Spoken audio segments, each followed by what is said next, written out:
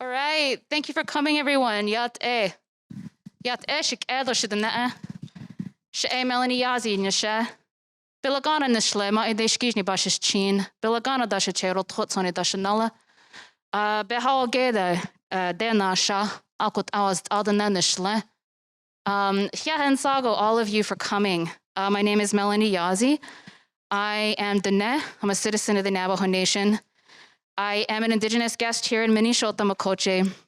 I'm an assistant professor of American Indian Studies at the University of Minnesota, Twin Cities, and that's what brought me here to Minneapolis last year. I'm very new here, but I'm a co-founder of the Red Nation, which is the organization that has sponsored tonight's event here, this teach-in. Co-founded the Red Nation 9 years ago in November of 2014 in Albuquerque, New Mexico. Of course, the Southwest is my homelands as a Dene person. Thank you for having me here, especially to my Dakota relatives, my Otchitishakoi relatives. And thank you for coming tonight. Why don't you all introduce yourselves here at the beginning, and then we'll get going with things. And then I'll call Anthony up afterward, if that's okay. So I'll just pass it off to you, Demetrius. Okay. Hello, Yat. She Demetrius Johnson, Dasha Jene. Twitterchini Nishle, Adol Sitnan Jenny Bashichin. Sanjikina Ada Shachedo, Twitterchini Ada Chanella. Twithana Dena Shando Akut Ego Dena Hestin Nishle. My name is Demetrius Johnson. Everyone calls me D. I'm a long-time member of the Red Nation, been in this organization for 8 years. But I originally live in Albuquerque, New Mexico. I call Ganado, Arizona. My home is where my belly button's buried. But yeah, I'm up here helping just relatives and just being here in the Twin Cities for a moment. But it's good to be here. Obiakindi Sengiku Navitawa Kawan Kapovi Justine Tiba Winge Tetsuge Winge Hera Aku Wediomu. Good evening, everyone. My name is Justine Tiba. I am from the pueblos of Santa Clara, Tesuque, and Acoma in New Mexico. I am, well, my partner lives in Sioux Falls, and I kind of stay here pretty often. So thank you all for having me up here. And I am also a member of the Red Nation, and I'm staff with Red Media, who is sponsoring the publication of this event. Thank you. My name is Nick Estes. I am also a co-founder of the Red Nation. I didn't actually realize we're 9 years old, which is amazing. I'm also a lead editor with Red Media, and I am Kui Chasha Lakota, born and raised in South Dakota. It's really amazing to be here with all of my comrades. You know, Demetrius has been with us for 8 years, Justine was 7, and of course, Nick and I have been with the Red Nation since the beginning in November of 2014. If people don't know who the Red Nation is, we're a grassroots Indigenous organization that advocates for the liberation of Native people and all people, including the earth from colonialism and capitalism, which I think is especially important right now as we witness the genocide in Gaza, the righteous struggle for decolonization and liberation, national liberation, that our Palestinian relatives are waging in this moment. Very brave, very harrowing. We think it's incredibly important as Indigenous people of Turtle Island to speak very clearly.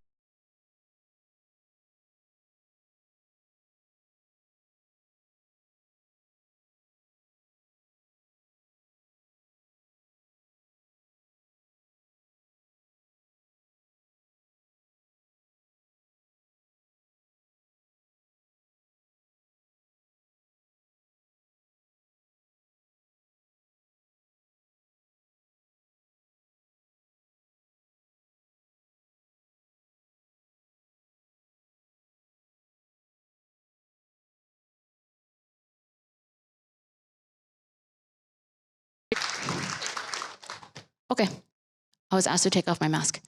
And so it is from this position that we speak as Indigenous people on Palestine. I'm not going to take up too much time here at the beginning because I think my comrades have some really incredible things to say. But I'll just give you a bit of rundown for how we're going to proceed this evening. Then I'm going to invite my comrade Anthony up to give a brief announcement, and then we'll get right into it, okay? So we're going to do the teach-in here at the beginning. And the teach-in will essentially be each of my Red Nation comrades speaking for about 10 minutes about a certain aspect of our perspective on the Palestinian liberation struggle. After we conclude with this section, we're going to open it up for some community announcements from some of our Indigenous relatives here locally. And then we're going to move into a panel. We're going to invite 3 incredible community organizers and comrades up here to respond to what Red Nation has shared at the first half. And then after the panel of our community comrades are here, we're going to be in a bit of a conversation, and then we'll do Q&A with the audience. Real quickly, Q&A. We're going to hand out index cards. If you have a question, please write it down. We're not going to do like a live Q&A. And then the index cards will be passed to me, and we probably won't be able to get to everyone's questions, but I'll try to pick maybe 2 or 3 that we can answer before time. We have to be out of here by 6:30. So I just want to be mindful of time and make sure that maybe we have enough volunteers at the end to make sure that everything is cleaned up before we're good to go. And I think that's it. There's food, please. Feel free to come and go. Help yourself to the food and the beverages outside. There's coffee. It can't be an Indian event without coffee. That would be really tragic. No matter what time of day it is. Could be an all-night ceremony and you still need coffee. And we have some Red Nation swag right in the back by the 2 Palestinian flags. There's stickers. There's Red Media bookmarks. Please take as much as you would like. I have a big old bag that weighs 20 pounds in my bag. I can replenish it if things run out. And I think that's it for how we're going to go about things. Anthony, do you want to just come up here for a moment and just introduce yourself? Okay, round of applause for our comrade Anthony, who's really the person who made this happen.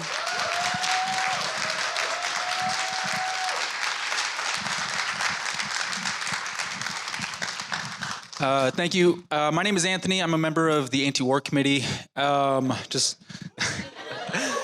Just going to say a couple words. Thank you, everybody, for coming. It's really great to see everybody here. The Anti-War Committee is really proud to organize alongside the Red Nation in the Free Palestine Coalition. Every single organization that's a part of the Free Palestine Coalition has been nose to the ground every single day in order to make sure that these actions, that these civil disobediences go off in a way that's effective, and we're going to keep fighting. But a little bit about the Anti-War Committee. Really quickly, the Anti-War Committee believes in the right of nations to self-determination, and that means that we don't tell oppressed people and oppressed nations how they should be liberated. All that it means is that we stand with them in their struggle for liberation, because we in the Anti-War Committee understand that we live inside of the belly of the beast.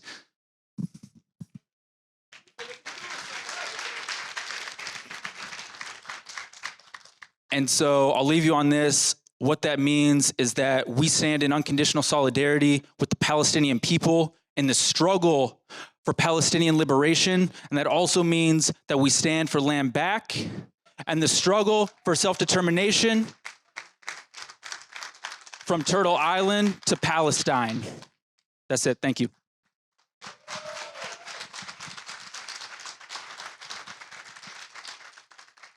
Yes, thank you for setting that tone and context, Anthony. Land back is non-negotiable. I mean, you're hearing people on social media saying like, oh, land back, like genocide. Does this mean genocide? No, but land back is going to happen. That's going to happen, the Indigenous perspective in Turtle Island and how we understand what is also happening in Palestine. And what we really want you to take away tonight is, as Anthony said, we're in the belly of the beast, right? We're all Indigenous people who come from nations that are under occupation by the United States government. And of course, the US bankrolls the Israeli occupation of Palestinian land. They're one and the same, really. And so it's our responsibility as people who are within the United States to go as hard as possible to decolonize this place, because that will reverberate all across the world, because the US is the greatest predator empire that has ever existed, right? And so we want US out of everywhere. We want US out of Palestine. We want US out of Turtle Island, right? And that the goal is to dismantle the settler project that is the United States for the freedom and the future of all life on this planet.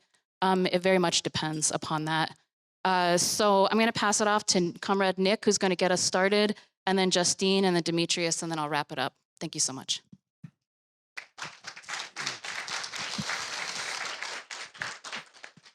I just want to position us where we are today, which is in Minnesota Makoche, which means land where the water reflects the sky. That encompasses the three elements necessary for life: land, water, and air, right?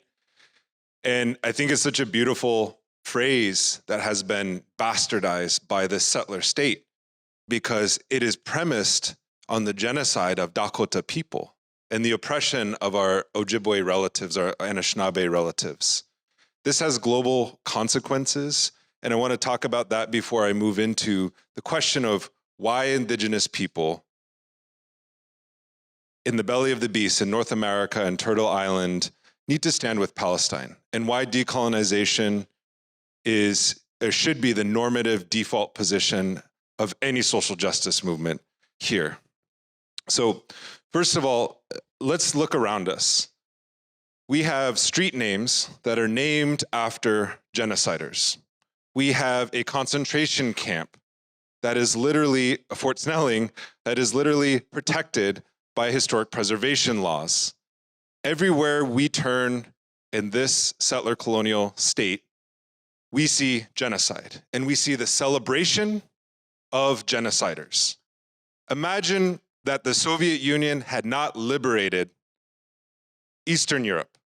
It would be named after the genociders of Nazi Germany. It would bear the names and the processes and the systems. Everywhere we turn as Native people in this country, we are confronted by the reality that this country is premised on our elimination, to destroy us, to replace us. Today, we live in a state that justifies that genocide with soft words, with kind phrases, with land acknowledgements, with gestures towards decolonization, because it believes as a settler society that it can acknowledge that it has stolen our land, our wealth, our livelihoods, our children, our resources, from the relative comfort, knowing that the mere acknowledgement doesn't change the colonial reality. It doesn't change the social, material reality that we live in, because it does not want to give up what it has taken.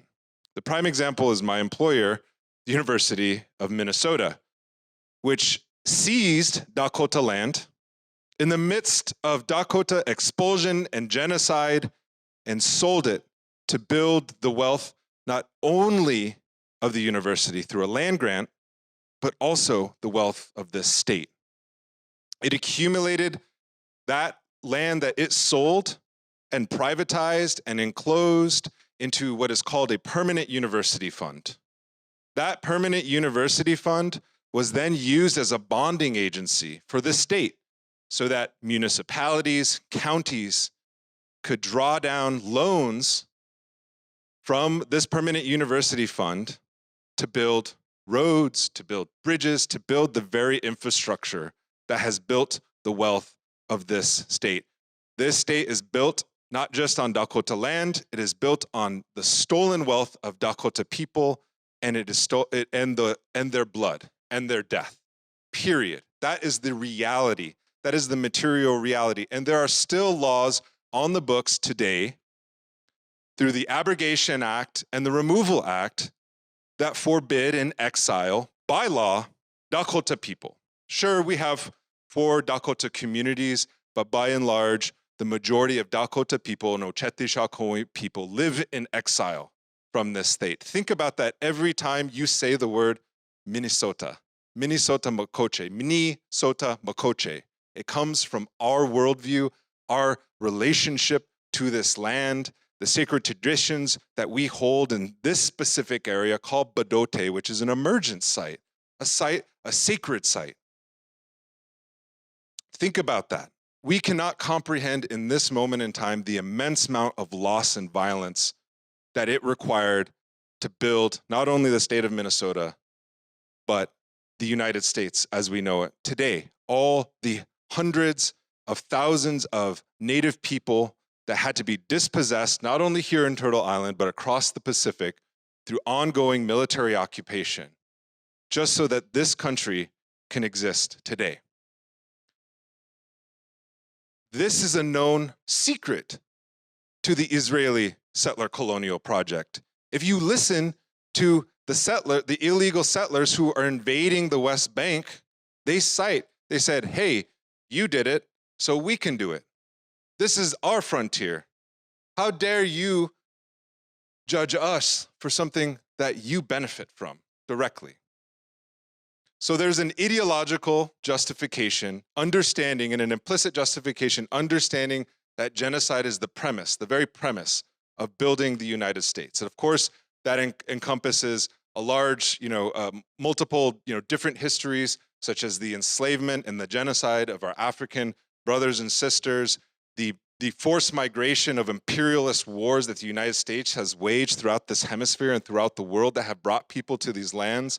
And so we're all positioned within US empire according to this settler colonial project, period. That is the premise by which the United States has allied itself with the state of Israel. Post-1948, the United States didn't really want anything to do with Israel. It hadn't taken a strong position. Truman was president at the time. Sorry to bore you with history, but Truman was president at the time. He didn't really have a strong allegiance or an ideological commitment. And this is, of course, following World War II. And the excuse that the Zionists make is that Israel was the solution or the reparations for the Nazi genocide, which we know that the Zionists within Israel at that particular time actually didn't like Holocaust survivors because they felt that they were weak. It wasn't until 1967 when the Israeli army defeated Arab countries that the United States said, hey, wait a minute, this could be in our strategic interest to invest in a military project here so that the United States can project its power within the region. Not only that, we can put into check the resources in that region. No longer do we have to deal with these Arab countries that control oil, right? Does this sound familiar? In the United States, when it comes to indigenous people, of course it does. These ideological justifications, saying that, this country has the right to exist, this country has the right to exist, what it really comes down to is strategic interests, both militarily and economic. The United States didn't come to this land just because they were just interested in creating civilization. They came to this land because we had copper in the Iron Range. We had land. We had land to be sold because settlers didn't bring anything with them. So they had to take what was already there for free. So when we think about this ideological connection to the United States and Israel, it only makes sense that the United States would back Israel. So the justification for genocide, for mass murder, for continued war, not just in Palestine and a war against Palestinians, but throwing the entire region into constant turmoil.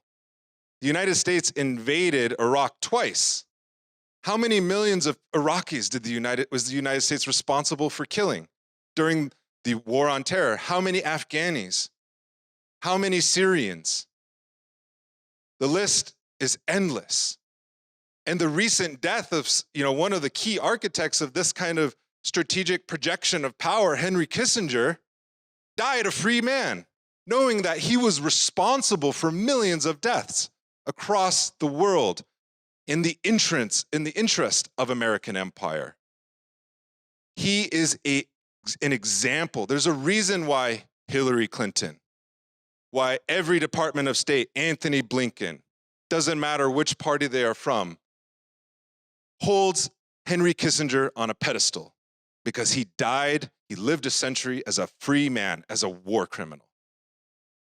Because the United States knows that it will act with impunity when it comes to the destruction of other nations and other people, because it did it with us and it just exported that project to the rest of the world. Now, I want to turn, I don't have very much time, but I want to turn to the question of decolonization. Palestinians, from the very beginning, this didn't happen in 1948. The colonization process didn't happen in 1948. It preceded that by almost a century. When the British saw this place as an area, it colonized it, right? It issued the Balfour Declaration in 1917 as a solution to its anti-Semitism, saying we can send the Jewish people we don't want in our country to somewhere else. So it's important to put this into context. It wasn't just the Nakba in 1948. This is a long-going European colonial project. So when we talk about things like right of return, land back, typically what you'll hear in the media in the United States is a moralization or a quibbling around phrases such as from the river to the sea.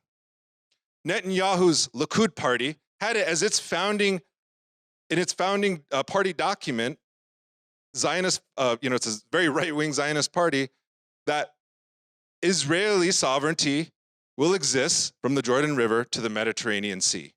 But nobody called out Netanyahu for being an anti-Palestinian, because anti-Palestinianism, hating Palestinians in the United States is the default position. Much like hating indigenous people is the default position. What other country has a monument to a concentration camp of the people that they genocided? Ask yourself that. When Governor Walz, whoever is from the state, is looking at you and saying Palestinian lives don't matter, it's like, yeah, because indigenous lives don't matter here. Just like black lives don't matter to your country as well. Otherwise, we wouldn't have to say those things. And so when Palestinians demand the right of return, which exists under international law, and it doesn't need to exist under international law for that to be a moral imperative, by the way. International law hasn't done anything to stop the genocide, and in many ways has alibied the genocide against Palestinians. But when they say from the river to the sea, it is a projection by the Zionists and their supporters and backers in the United States that the only end result is genocide, because it is an implicit acknowledgement that what Israel is doing and has done, and what the United States is doing and has done, is a genocidal project. It is their projection on our movements for their crimes, because they can't imagine anything else but genocide, because that's the only thing they've been doing. And it's important to point that out, because when we say back in 1999, I remember when the question of the return of Hisapa, our sacred Black Hills in western South Dakota, within our treaty lands, within our, it's the center of our cosmos as Lakota people, was being discussed, the first thing that came out was white settlers saying, well, you're going to do to us what we did to you. That's a morally bankrupt position, in my opinion, because you can only imagine one solution, which is genocide and expulsion. That means that we are out of political alternatives within the settler colonial nation that we exist in, because it cannot imagine justice for all. It cannot enact justice for all. It is not a normative position to say that decolonization not only is an imperative, but it is a necessity for life on this planet. Because if you think about what is happening right now, when Israel recommenced or re-intensified its genocidal campaign after this short ceasefire, it's happening amidst COP28, where the world's leaders are supposed to be hammering out a future for this planet that doesn't involve it burning. But currently, we can see that the question of Palestine has divided the world between the majority who want peace and justice, who want a just, sustainable future, and the very minority who want to maintain systems of oppression, specifically settler colonialism and the genocidal project that's happening in Gaza right now.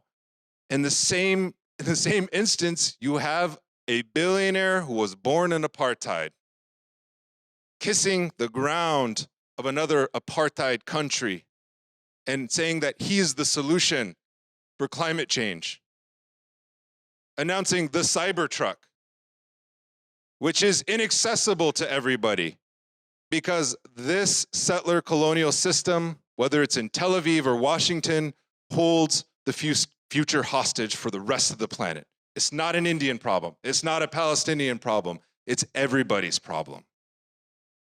And I'll just leave it there.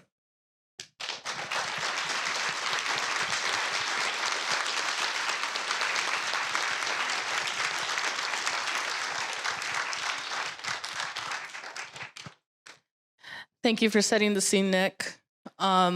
So I have been a member of the Red Nation since the fall of 2019. And I'll admit that when I first joined, I didn't know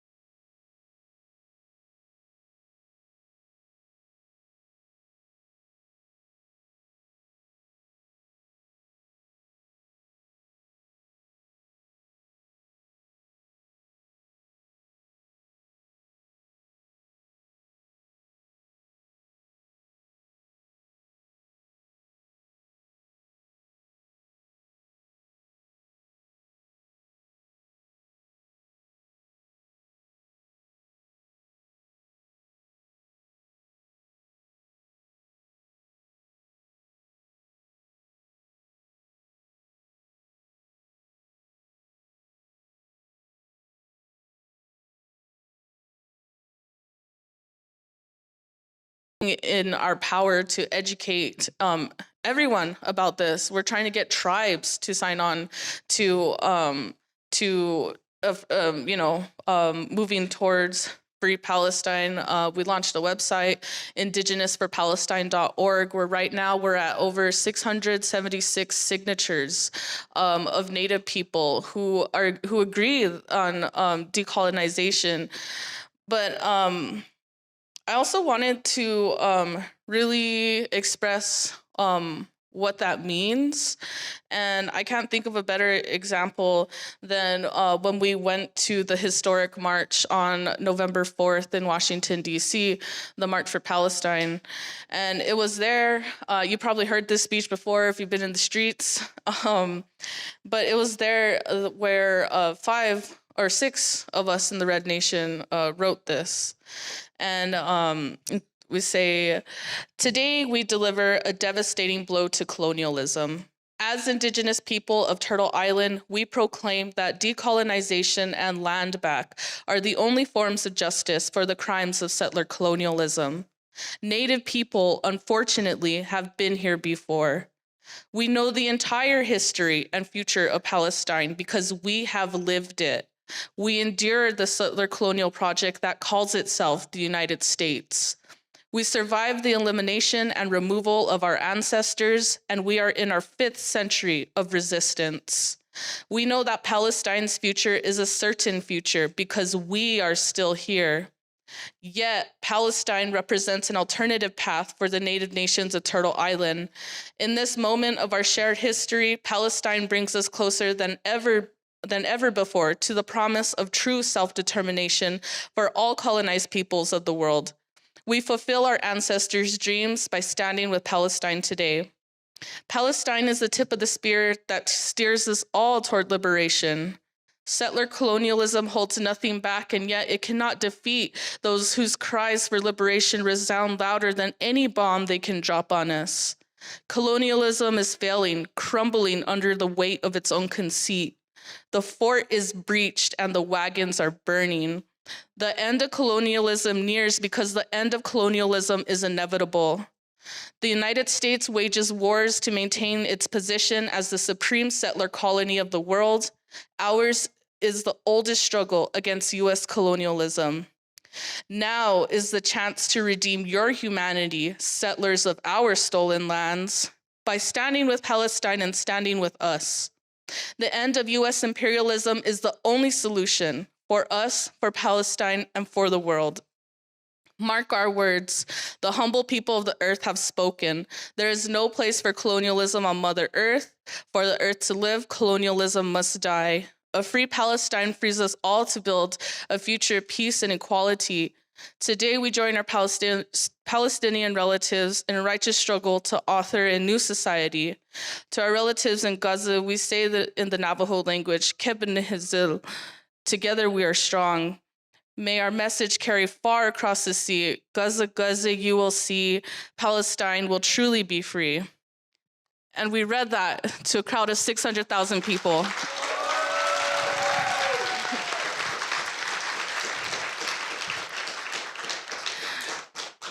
And that's what it's about. That's what I learned when I went to Palestine, even before.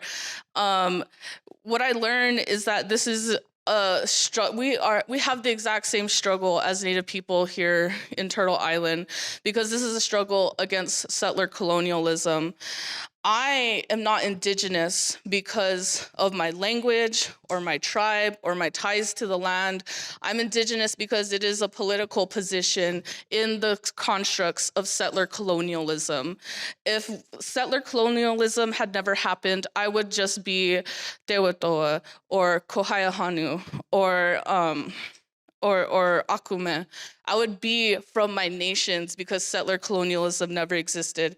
So therefore, Palestinians are Indigenous because of their political position in the constructs of settler colonialism.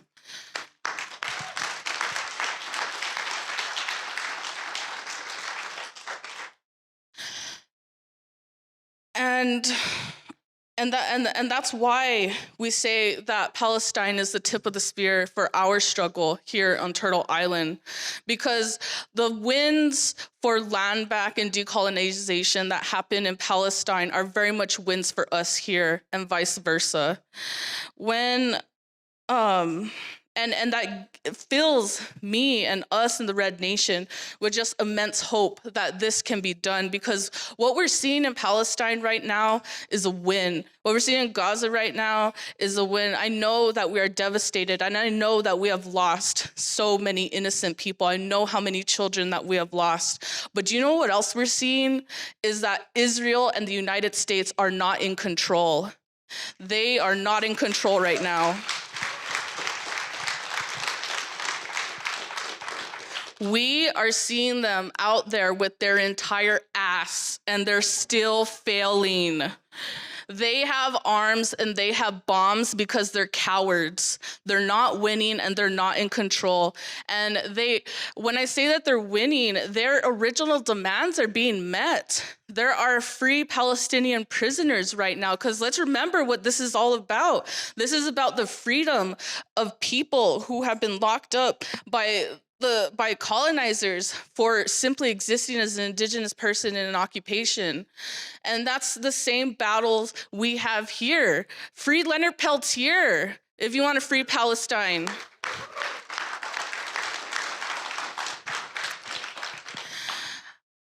And that's what this ultimately is about. This is a battle of ending settler colonialism once and for all. We know it can be done because Palestine is proving to us all that it can be done. And that's why supporting Indigenous movements here and uplifting Indigenous movements is a win for Palestine. And when we when we when we dismantle, and I guess what I'm trying to say is that the Indigenous struggle here isn't simply to vote, isn't simply to protest. It is to give the land back. It is to deconstruct the settler state in every stage that it exists. The United States does not have a right to exist. Israel does not have a right to exist. Australia, New Zealand, all of these settler colonial projects do not have a right to exist.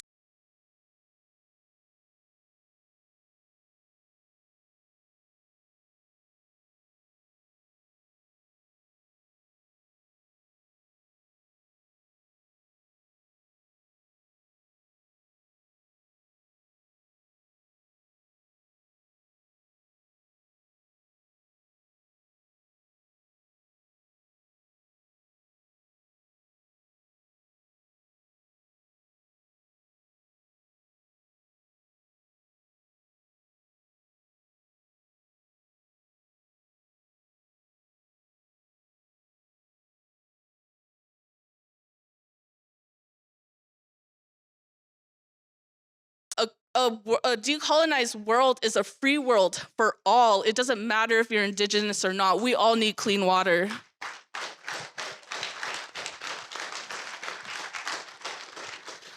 And with that, I just want to end with a plan forward. Maybe I can talk about it a little bit later. But the Red Deal. If you haven't read our book yet, if you haven't looked on our website, like that's literally our plan. That is what we want to, how we see a decolonial struggle moving forward in the United States. Let's divest from occupation. The United States military is the largest military in the world that spans 800 bases across the world. Imagine if we defunded just one of those bases. How much money is that? How much housing is that? How much food is that for people? Divest from occupation and reinvest in our common humanity and our earth. The United States owes us here in Turtle Island and people across the world climate debt to clean up the mess that they made. And so let's make that happen. Thank you.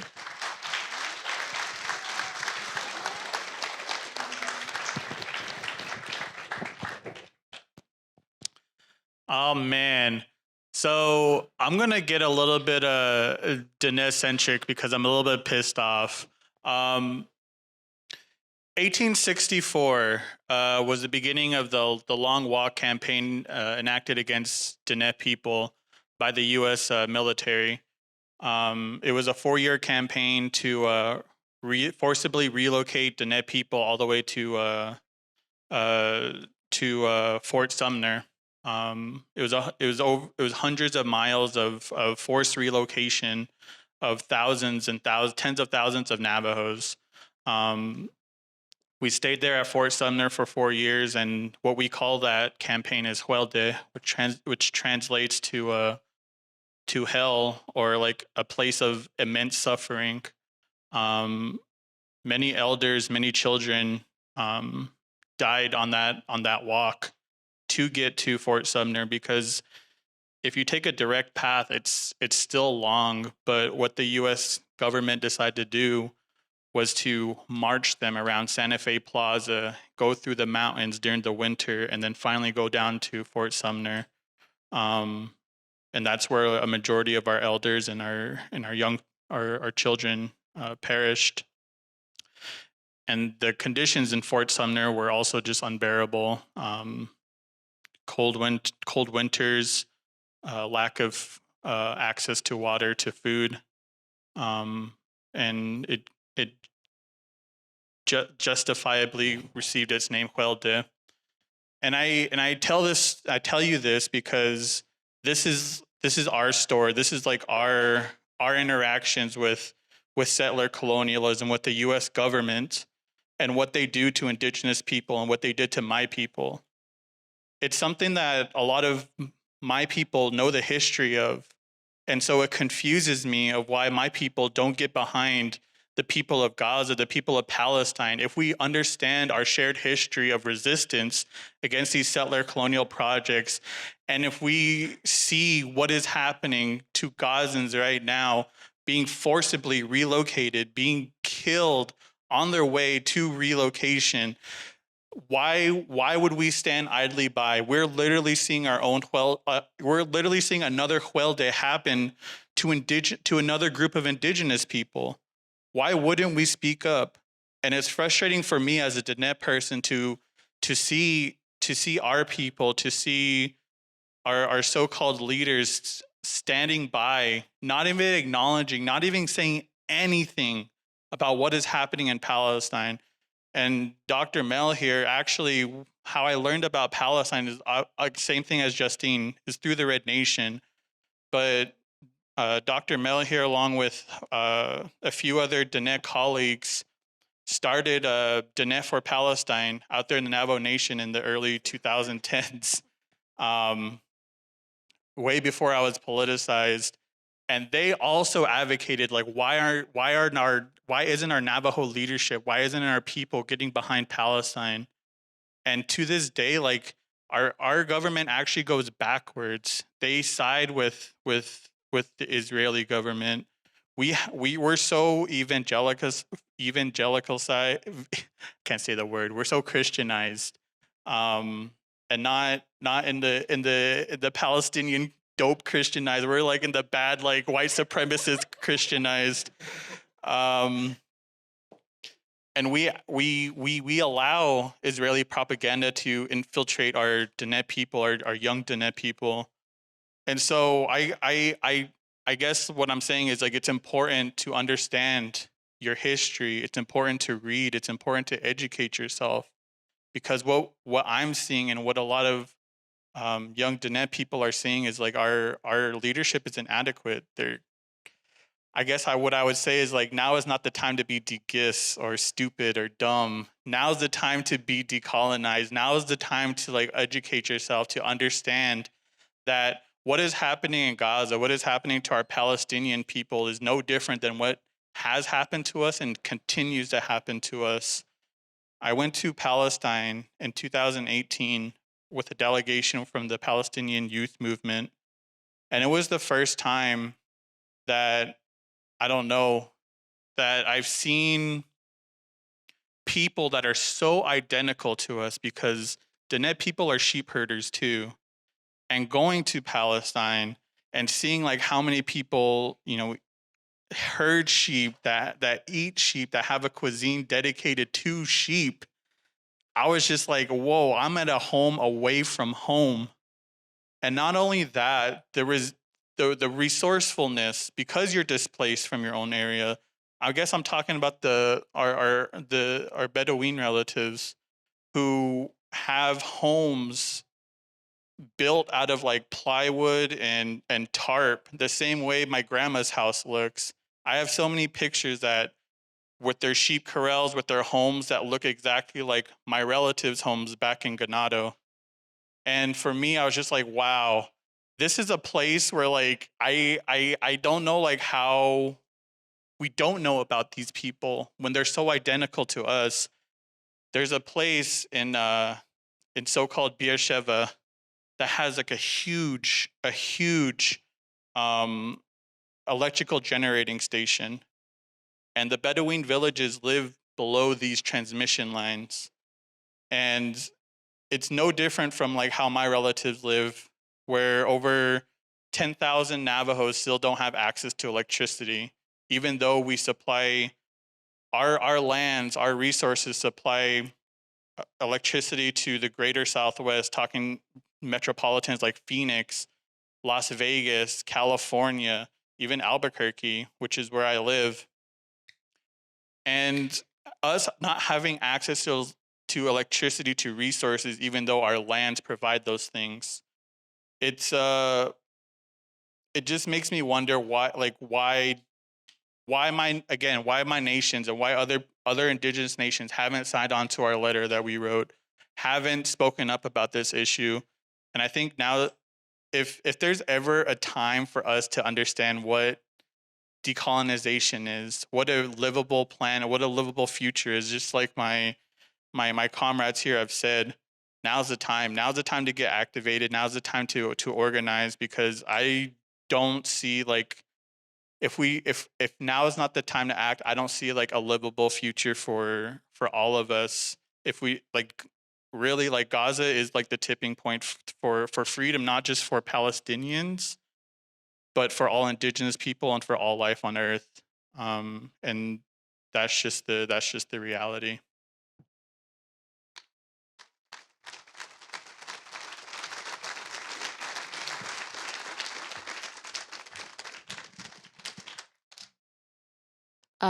Yeah, I just want to thank my comrades for their very powerful, very direct, clear-minded words. And the reason why I say this, you know, for like Dene people, they say that your words and your breath is sacred, like it's a sacred wind that comes out, and our words have power.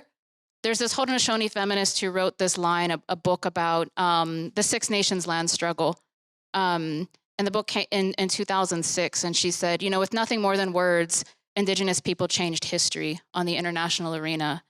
And it is true, Indigenous people are extremely oppressed in the United States. Our numbers were very small, right, compared to the settler population in the United States. But what we can offer, right, what we can offer to the struggle for the liberation of Palestine and for the struggle for liberation of all people is our words, it's our stories, it's our memory, and it's our refusal to relinquish who we are and the relationship, the original relationship we have with this land. We will never be moved from that. We will never leave, right? And we will never forget. And I think for me, that is what we offer, right, to our Palestinian relatives who are facing so much suffering, extreme settler violence in this moment. We are the memory of a long struggle, and we are the embodiment of the future that our ancestors struggled for and the dream of liberation that all colonized and oppressed people share. And we are here, you know, to remind the world that even after 500 years, right, that this is something that has not gone away. And in fact, it will never go away, no matter how much you suffer and how much you lose. And I think that is what we have to offer our Palestinian relatives, in addition to solidarity and the things that we might do, having the moral authority as the original people of these lands to push back against the violent settler project that is the United States, and to help to lead that, to be the tip of the spear here of all liberation struggles and the movements that seek a world of justice, equality, and peace, that seek to dismantle the United States. I hope you seek to dismantle the United States. And if that isn't your politics, okay?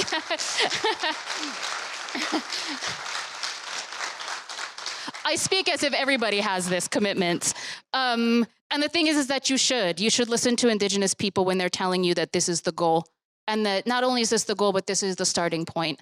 Because I think Nick articulated this very clearly. Decolonization is the only thing that is going to save us as a species. It's the only thing that's going to save us as a planet. And everyone should just be on board with it, no questions asked. And I say this sometimes on the podcast, our Red Nation podcast, and the co-host of Red Power Hour.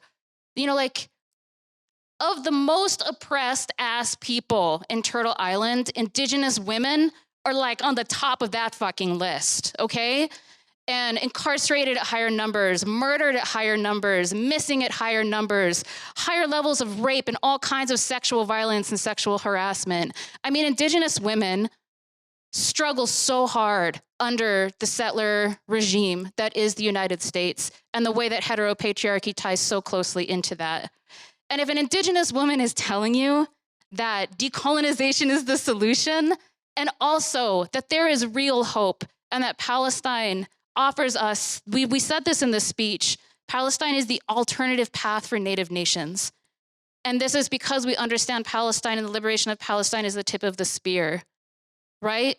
It is a righteous struggle, and it is so powerful that it has literally, in 60 days, changed the entire world. The entire world has changed.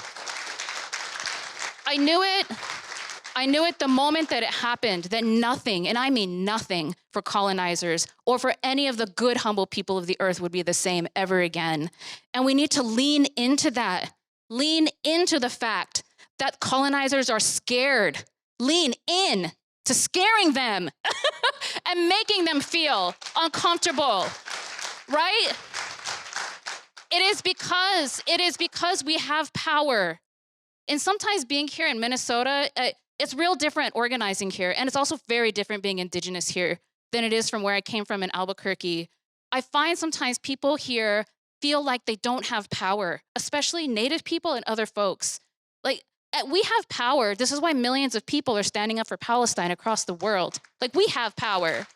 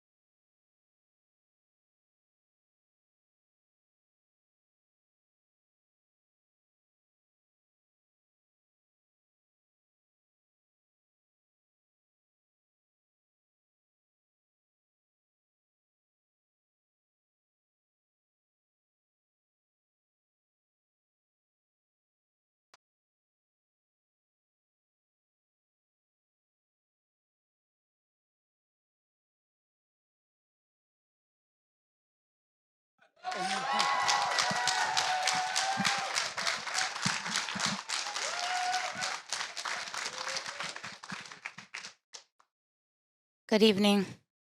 My name is Nicole Mason. I am an organizer at Nenookassi Healing Camp, where we are engaged in a life-affirming battle for all people. Every day we experience the impacts of the generational trauma of settler colonism. Every day we also see hope. And for every loss we experience, wins as well. We know that Indigenous liberation is liberation for everyone. Nenookassi is primarily Indigenous. However, we welcome relatives of all races. We are here in solidarity with Palestine. This is a fight for all futures. A free Palestine frees us all. Our Jewish and Muslim relatives in the Middle East and our Black, Brown, and Indigenous relatives here on these lands. When we stand for liberation and freedom from relatives in Palestine, we also stand for the freedom and liberation of all our relatives here on Turtle Island, where we continue to face oppression. Since joining the relatives outside, we have been able to hold down space with increased safety. This stability has made it possible for people to access spiritual, emotional, and physical healing resources, housing, and to build strong community. Together, 74 people have been housed and 0 people have died from overdose.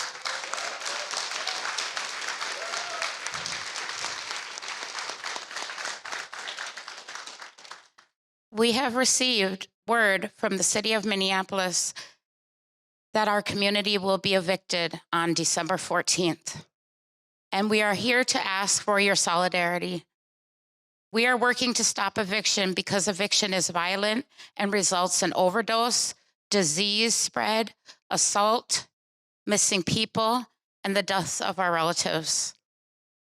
To that end, we invite you to connect with us at Nenookassi on all social media platforms to find ways to join us. There are many opportunities such as public advocacy. We will be present at the December 5th city budget meeting this Tuesday at 6 p.m. On Saturday, December 9th, we will be door knocking our neighborhood. On Tuesday, December 10th, we will march from the Wall of Forgotten Natives to Nenookassi, where we will hold a prayer vigil and be in ceremony. Support the camp. Starting on December 10th, there will be an increase of housed neighbors staying with residents at Nenookassi on site.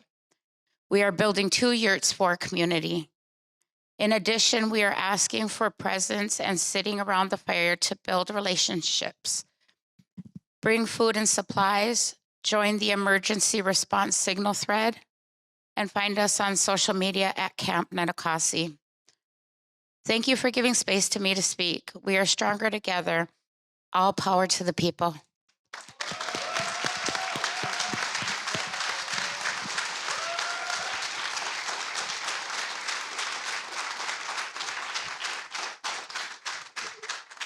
We wanted to make space for just like local organizations, local Native-led organizations, because we don't want you to walk away from here thinking that there isn't anything going on in the city. And I know a lot of you are involved, but I want to turn it over to my friend and relative Rachel Thunder Dionne, who is going to talk a little bit about the Indigenous Protectors Movement, which I'm a proud member of as well as Vinny over there. So I'll turn it over.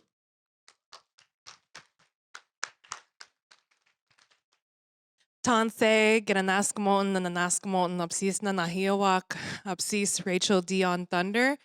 Hello, thank you to everybody for coming here tonight. Thank you to the Red Nation for inviting us to come up and share some words and, prayers of solidarity with Palestine and the rest of decolonization movements around the world and Turtle Island. Like Nick just said, I am one of the co-founders and board members of IPM, the Indigenous Protector Movement, with Nick, my husband, Vinny Dionne, sitting over here in the matching hoodie. So he's not hard to miss.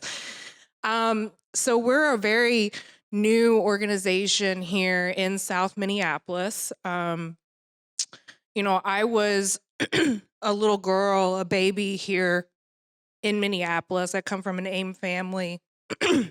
And one of our co-founders, Crow Belcourt, Jolene Jones, these are all co-founders and board members of our organization. We saw a niche here in South Minneapolis for an organization that could build and support and uplift Indigenous-led movements and actions. To really provide that safe space, those resources for those voices, for those individuals, for those communities to really lead at a grassroots level here in Minneapolis. Sorry.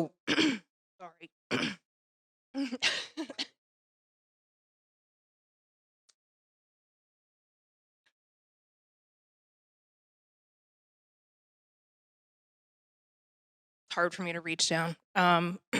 But so recently we were one of the recipients of the self-determination grant from Indian Collective, along with 72 other organizations across the country. And that kind of funding, those kind of resources are really allowing us to get up off our feet and get started. So we're getting ready to open an office here in South Minneapolis, right off of Franklin Avenue in the Ancient Traders building right up above Marine.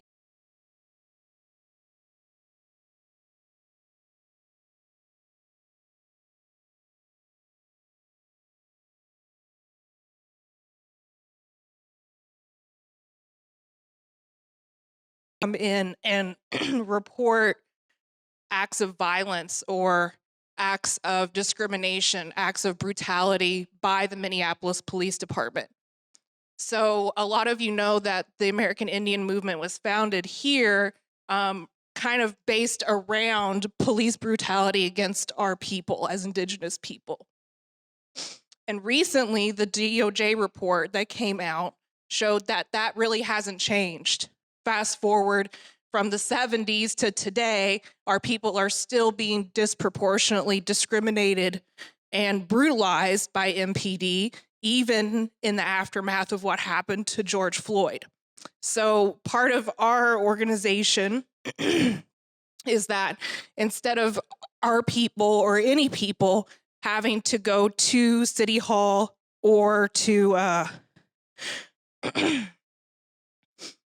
MPD to file a report against MPD, that they can come to our organization and we'll act as that buffer for them to file that report, and we will stay on top of that report for transparency and accountability with the Minneapolis Police Department.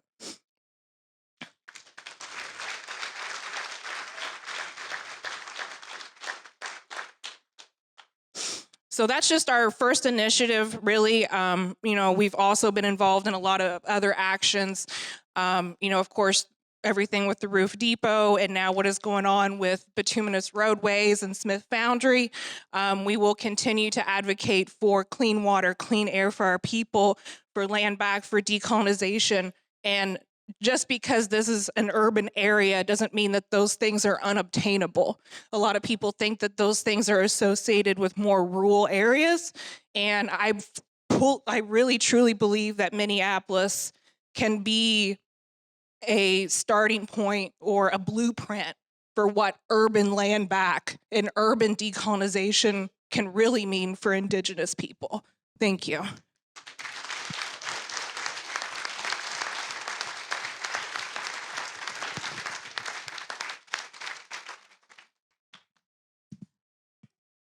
Okay, so I'm going to invite our panelists to come on up here. Why don't we move over?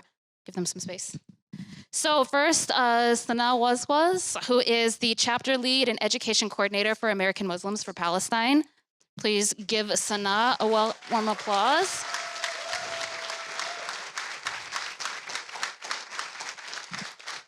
And then we also have Jae Yates from Freedom Road Socialist Organization and the Twin Cities Coalition for Justice for Jamar. And finally, we have David Gilbert Pederson, also from Minnesota Workers United and also from Freedom Road Socialist Organization.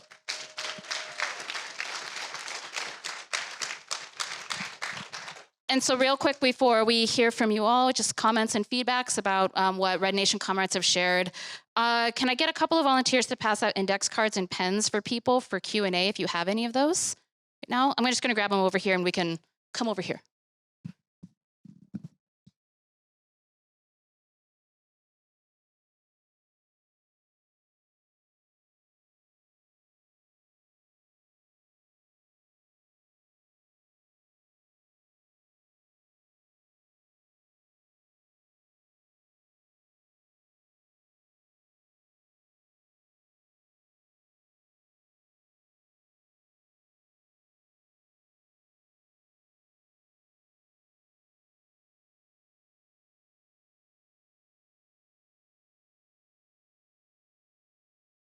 Absolutely. So is this working? Okay, how much time do I have?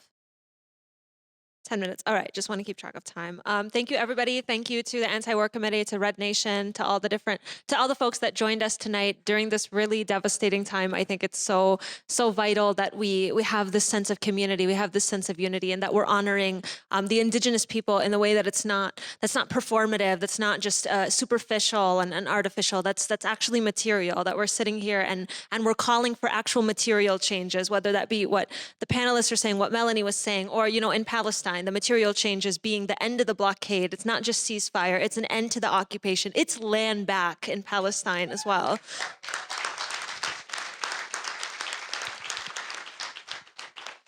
So I greatly enjoyed the panel. I love hearing from my Indigenous brothers and sisters. And I think I want to, elaborate on some of the points that were made, because I think there's a lot of really important talking points that were brought up and that I'd like to substantiate. The first one is the discussion on, I guess, the colonial framework that defines all of the Zionist movement historically. And when we refer to Zionism as a settler colonial project, I really want to stress this.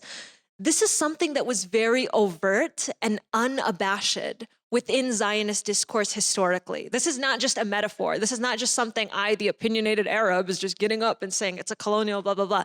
Like, I think that's a lot of times the way that we want to frame it, that it's just kind of, it's just someone being opinionated or whatever. But that's actually not the case. And right now, we're seeing a lot of revisionism within Zionist discourse. Suddenly, Zionist discourse wants to claim that it's a decolonization movement. You can get a shirt on Etsy that says like decolonized Judean, which doesn't even have a nice ring to it anyway. It doesn't. And when you actually look at the documentation, Zionist leaders, the pioneers of modern political Zionism, openly bragged about how colonial their movement is. I'm going to give a few examples. One of them, if anyone knows, Zev Jabotinsky, who is the founder of the modern-day Likud party. He was founder of the the Jewish Legion of the British Mandate Army, and he wrote an essay in 1923 called "The Iron Wall." How many of you, show of hands, how many of you are familiar with this essay? So about a few of you, okay, and that's fine. And this is so important. So I actually like that because y'all are going to get some bombshell info. And this essay, he basically writes a very, very disgusting essay. And the premise of the essay is, we're colonizers, they're the colonized people, they're the natives, and that's it. Like, we're colonizers and they're not going to accept us. Why would they accept us? They're the natives, and that's fine, right? So he has a famous line in that essay where he says, Zionism is a colonization adventure which stands or falls on the question of armed forces. You can go home and literally look up this essay. Just look up Iron Wall Jabotinsky, read it again, share it with everyone, and you won't be surprised, but you'll be disgusted. And one of the things he says in this essay that I think is very, very relevant to today's discussion is he says, for anyone that wants to say, oh, you can't compare the colonization of the Americas to Palestine, blah, blah, blah, blah, you know, these fake progressives. For anyone that wants to say that, he says in the essay, the Zionists, or excuse me, he flips it, sorry. The Palestinians are the Sioux and their rolling prairies. And the Zionists are the Pilgrim Fathers, the real pioneers of North America. He says those words verbatim. This is not a paraphrase, this is verbatim.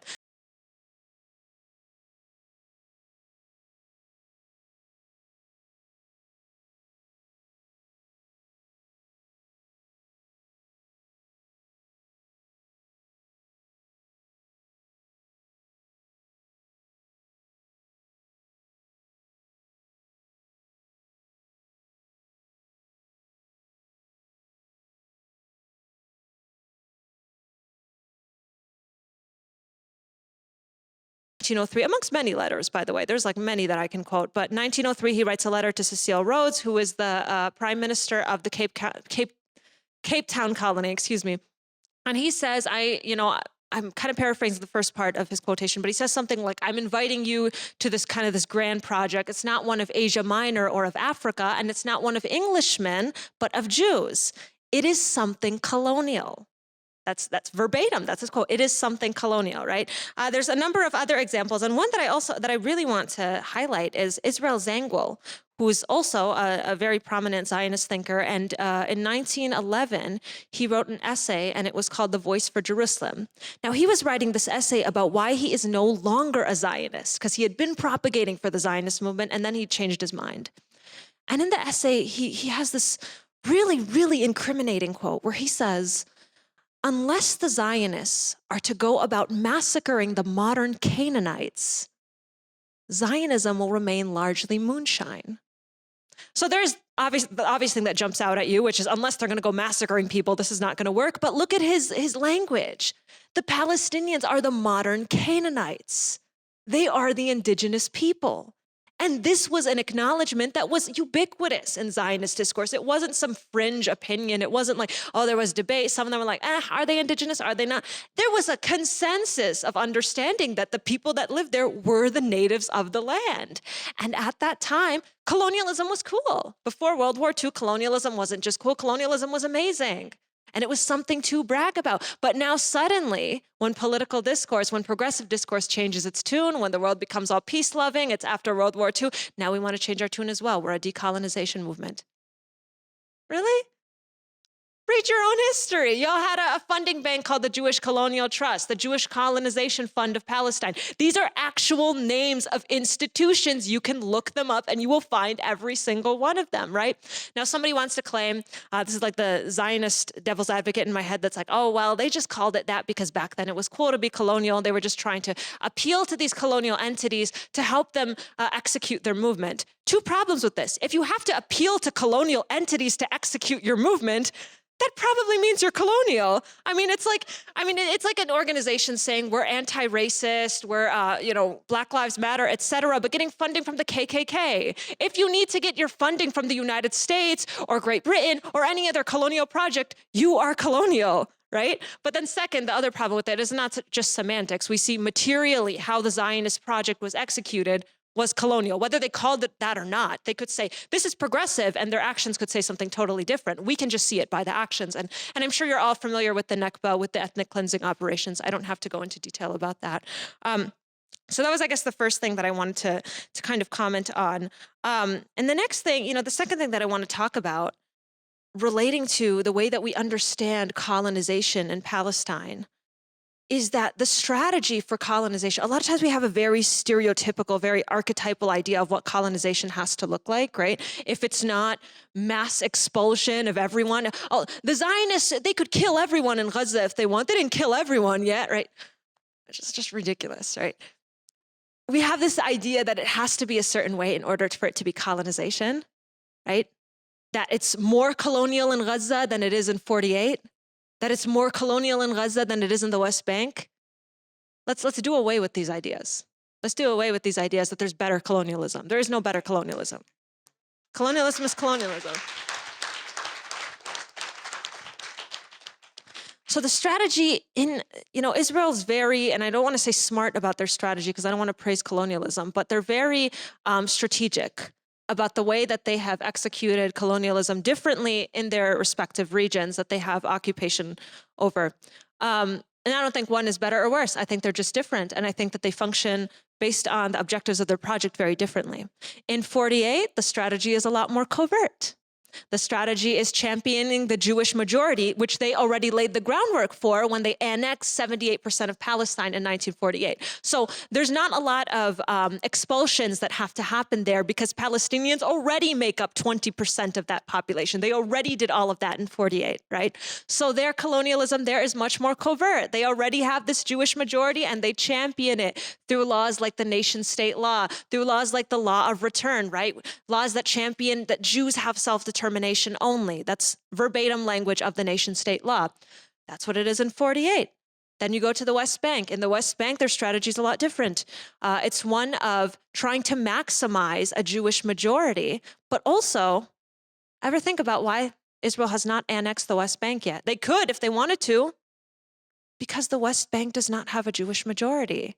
And so they're exercising just the amount of control over it to be able to control the land and the resources without having to compromise the basis of their colonial supremacy.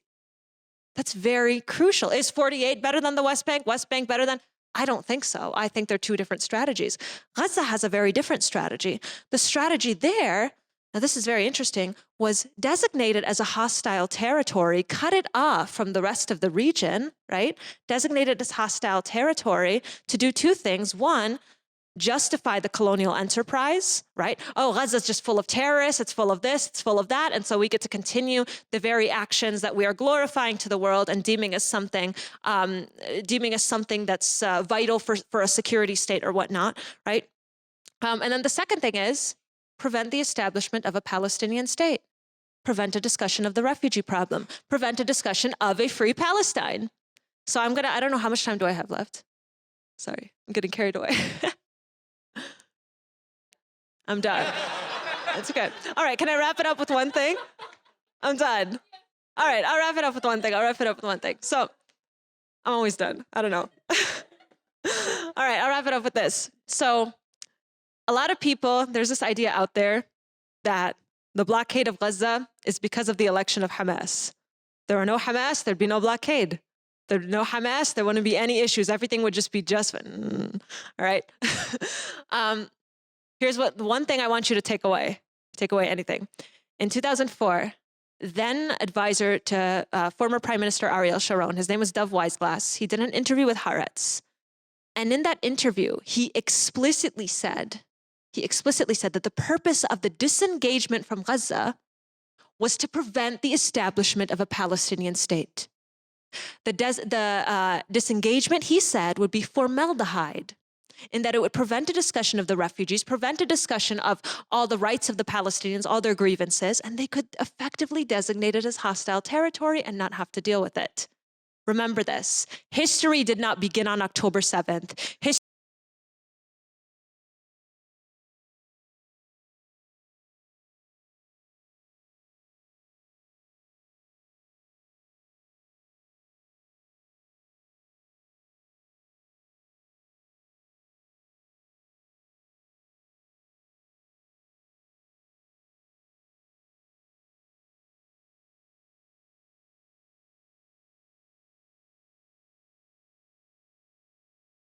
Gonna do whatever I want. That was really amazing, by the way. I think that as a anti-police activist, that's mainly what I'm gonna focus on. If any of you were hoping for something different from me, you should probably just go home now. But I think that there's a lot of people in the US who are not only woefully ignorant of just how unchecked the power of police are in the United States. Sorry, I'm going to take this off. But they're also completely ignorant of the relationship between our police and our military, which is possible because of the immense amount of propaganda that U.S. citizens are faced with and indoctrinated with from birth. But some things that I want to point out about the connection between police and Palestine is that the U.S. And the IOF have a very formal relationship in terms of policing. Post-September 11th, the U.S., under the guise of a counterterrorism initiative, sent delegates from the CIA, the FBI, the U.S. military, and police forces across the country to Israel, specifically to exchange tactics in suppressing dissent.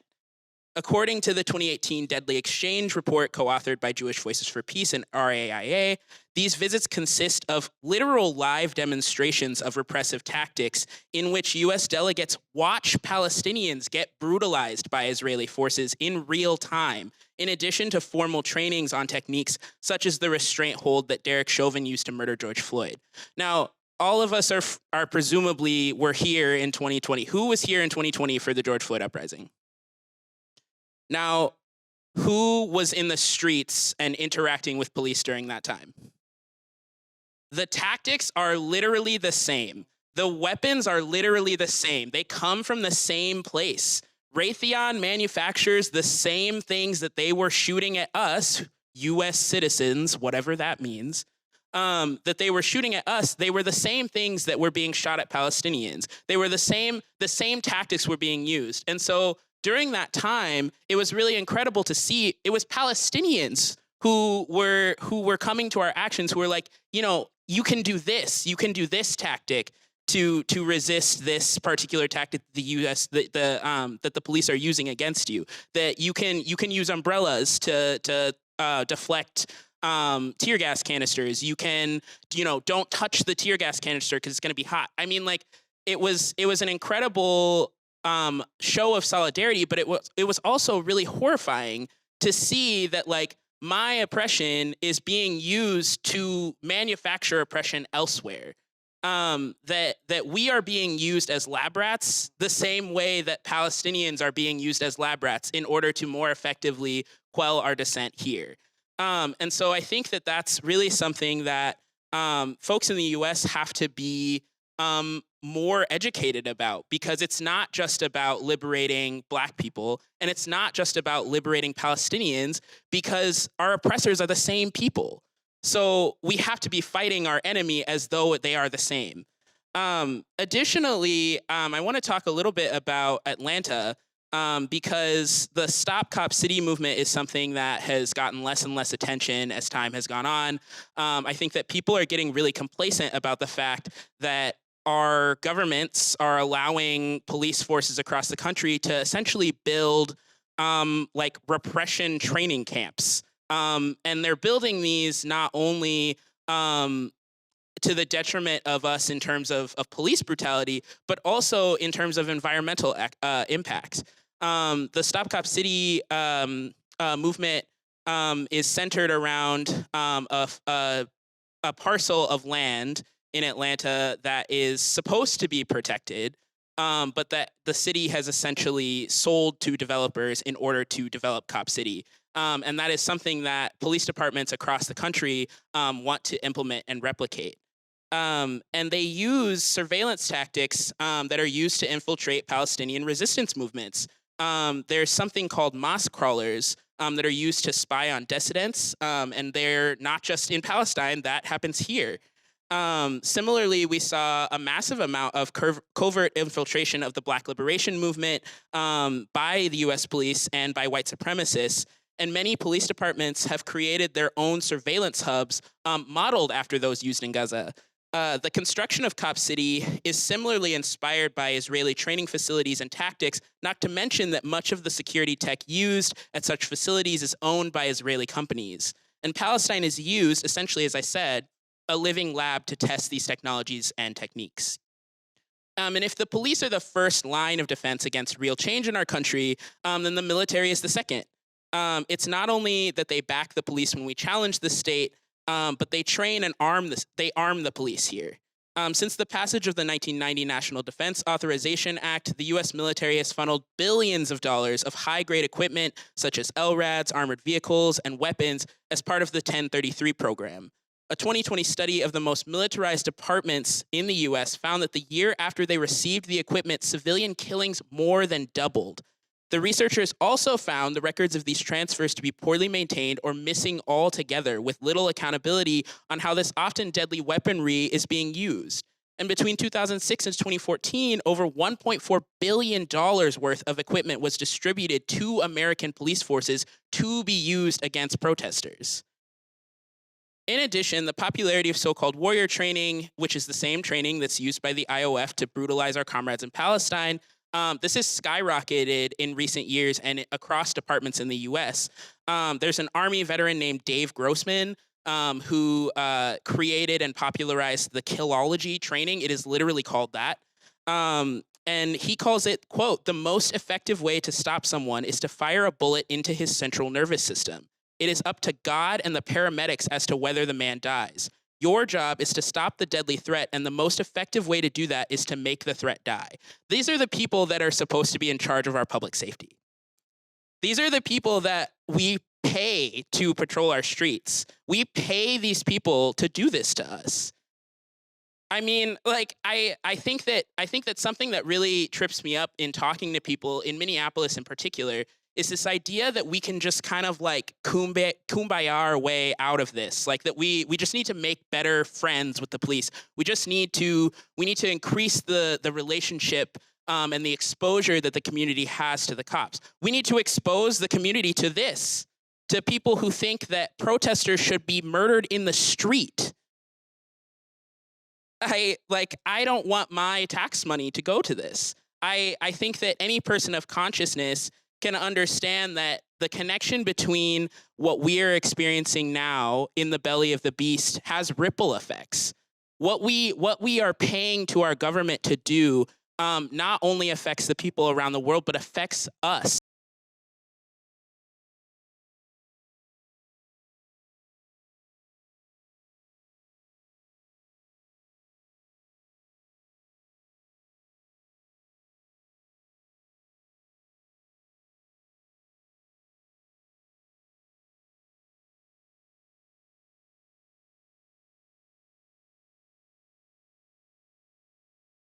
Around the United States, like every couple of days, they just kill someone and face zero consequences. And so what can we do about that? So there are a couple of examples of the deadly exchange that I outlined, but that's why, in addition to calls to boycott, divest, and sanction, we have to gain community control of the police, period, point blank. I know that there have been numerous attempts in our city to address public safety. Many of them have involved increasing officer training. Many of them have involved the DOJ report, investigations, et cetera. But none of them actually change the power relationship between us and the cops. That is what we need to change. The power relationship between us has to be materially different. And the way that we can do that is through community control. We can not only interrupt the exchange of violent techniques and weaponry, but through the establishment of an all-elected civilian commission, we would be able to outlaw these trainings and the techniques that they teach our officers. And it's imperative that we defund and abolish the American security industrial complex, beginning with the police. But we can't abolish something that we don't control, right? I think that one of the things that was so frustrating about 2020 for me was this idea that like we need another reform. We need a way for the cops to like see Black people and Indigenous people and all of the other people that they've murdered for decades in our country. We just need them to see them as human beings. Like, we just need to change their hearts and minds. Actually, I don't give a shit if the cop sees me as a human being. I don't really care how he feels about me at all. What I care about is whether he has the power and the resources to kill me as a citizen who pays his salary, that he has the ability to kill me and get away with it. That's what I care about. I care about whether I'm able to affect the actual things that the police department do on a day-to-day basis. Whether they are able to evict our unhoused neighbors, whether they are able to issue traffic stops to people who are undocumented. Like, these are actual material conditions that we can change if we actually have real control and power over the police. So if you haven't, I'm pretty sure I'm at time, but if you haven't signed our petition yet, there are some other people who are wearing these really sexy hoodies that are in the audience. We all carry our petitions on us all the time. So if you've yet to sign, please come talk to us, and please come talk to us about how you can get involved in establishing community control of the police that can not only liberate us, but assist in stopping the brutalization of people around the world, including Palestine, and stop the deadly exchange. So that's it.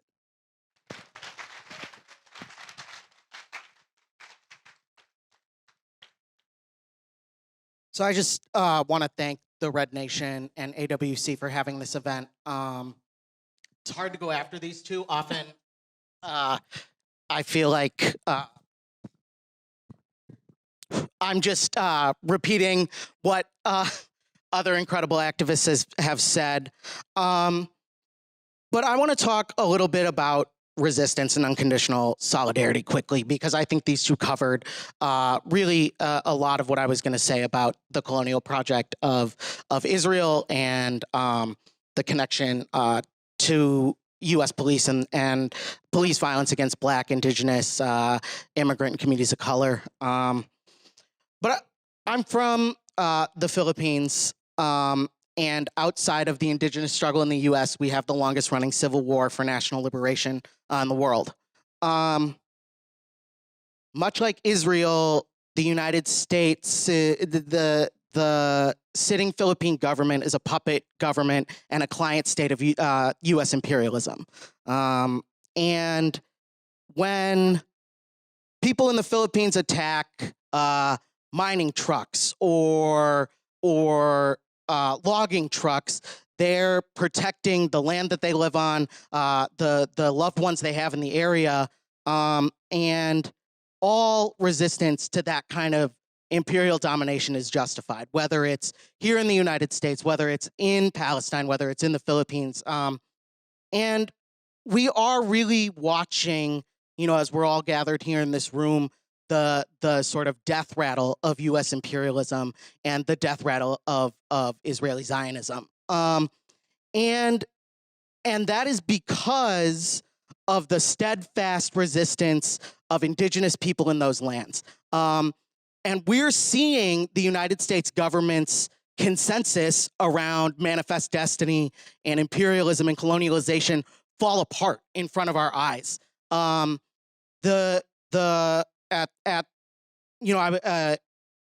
sort of came into political consciousness around the Second Intifada, and in that period of time, the imperialist nations in Europe would go along with whatever the U.S. said, and other client states around the world would go with whatever the U.S. said. While the UN is a completely toothless body, we see over and over and over again UN resolutions that Israel and the United States are two of the only countries voting for their violent colonial projects. And that sort of international rejection of imperialism and domination only happens because people actively resist empire and domination. It doesn't happen because we sit down with our oppressors and gain a better understanding of one another. It doesn't happen because we renamed a department or a country something else and we say that'll set us all back to zero. It happens because people resist. And whether that's resistance like we had in the streets, whether it's people breaking down the literal walls that are encaging them, or whether it's attacking the people who kill and murder and maim your loved ones, that resistance brings attention to the unbearable conditions of genocide, apartheid, and imperialism. And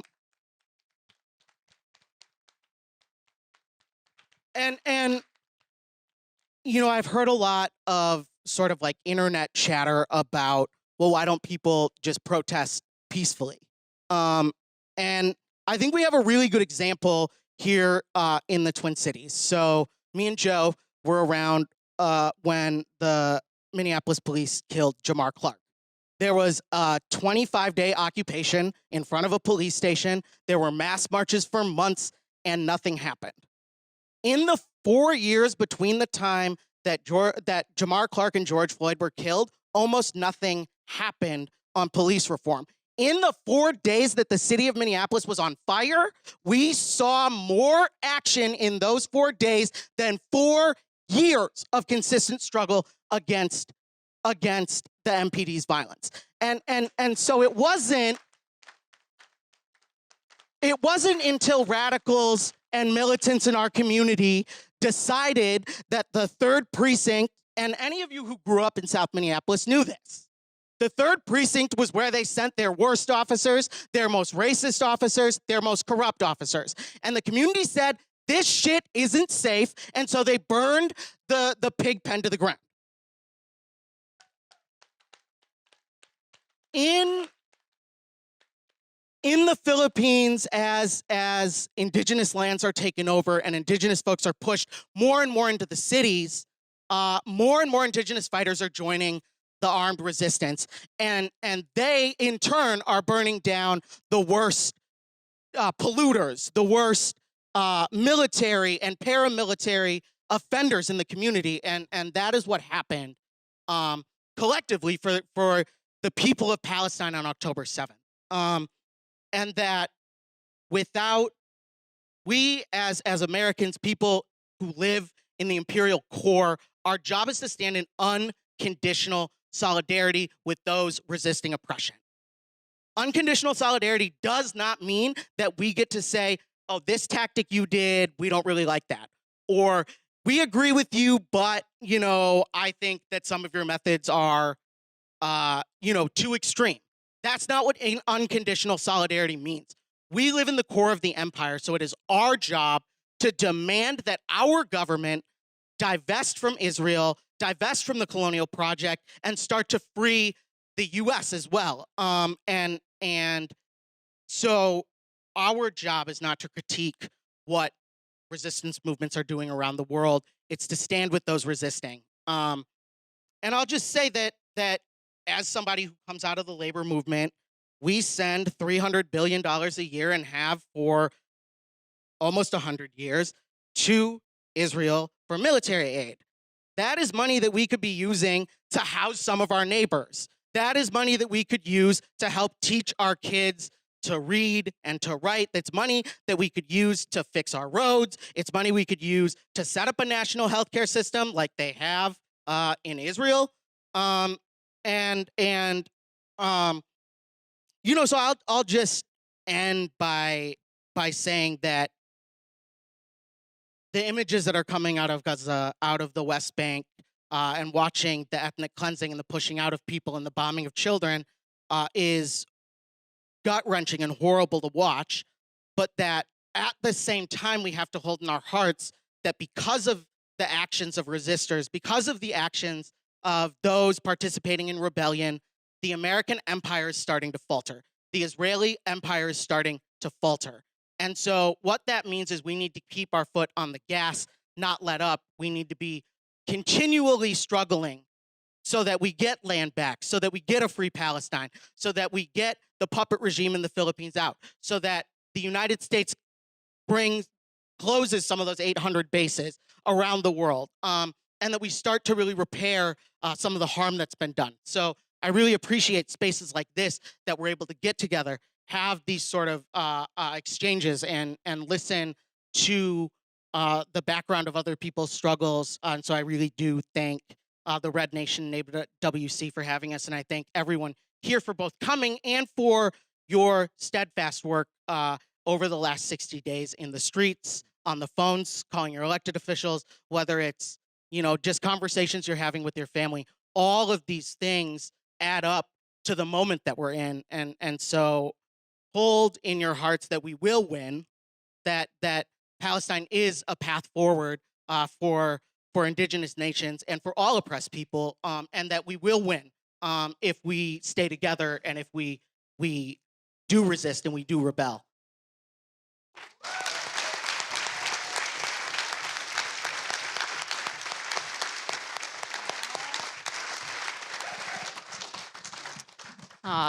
Nijane, that was beautiful and powerful way to end. Thank you so much. I could have listened to you for way longer than the time we gave you. Anyone in the Red Nation want to respond to anything that our three comrades here shared? Or we can turn it over for audience Q&A. One last thing that I wanted to say that I forgot to mention during my bit was I mentioned our political position. Palestine represents an alternative path for Native nations. And that is because it's related to our process in time of where we are in settler colonialism. So Indigenous people exist in the process of settler colonialism beyond elimination and forced removal, right? And right now we're witnessing Palestine during elimination and forced removal. And that is why we say that Palestine represents an alternative path, because we believe in a Palestine where they are not existing in the future like how we exist here on Turtle Island right now. Palestine is an alternative path for land back and revolution. Yeah, just real briefly to respond to some of the comments that have been made. The state of Minnesota has never forgiven Dakota people. Has never forgiven, not that we're asking for forgiveness, but is punishing us still to this day, Ocetishakoi people, for daring to live in freedom, for daring to act. And imagine, just yesterday I read the news that there were 700 Palestinians who were murdered by the state of Israel. That is 2 Wounded Knee massacres. Imagine the effects that it's going to have. This state can't even deal with the genocide it's committed. So the importance of what has been shared here is that resistance is for life, period. And we should never apologize for that.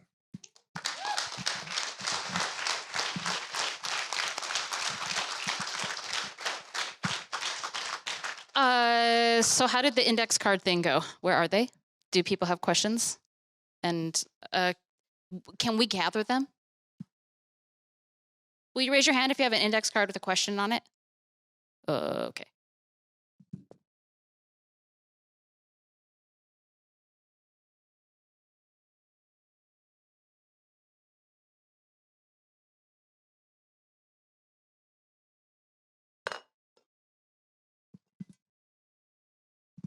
I'll just make a quick announcement.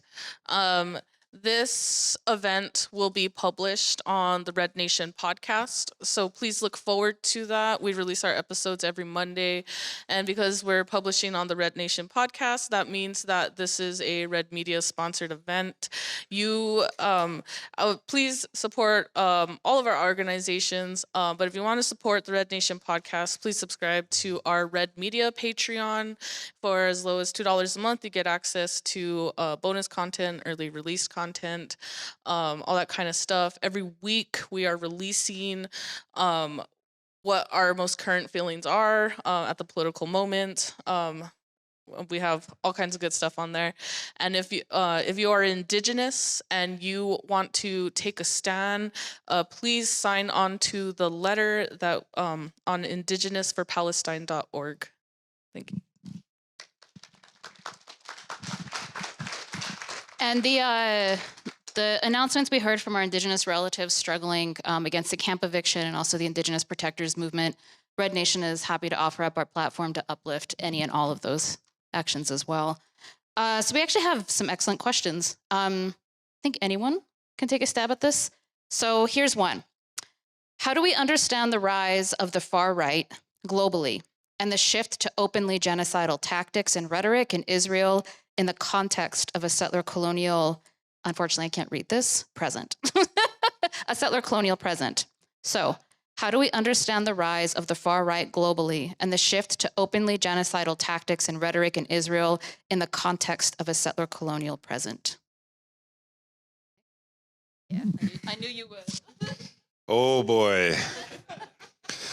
Genocide Joe. There's a reason why a sitting Democratic president went from Jim Crow Joe to Genocide Joe. And I know that there are deep fears about, right-wing authoritarianism, but I think it's important to put it into context that liberal democracy brought us to this point.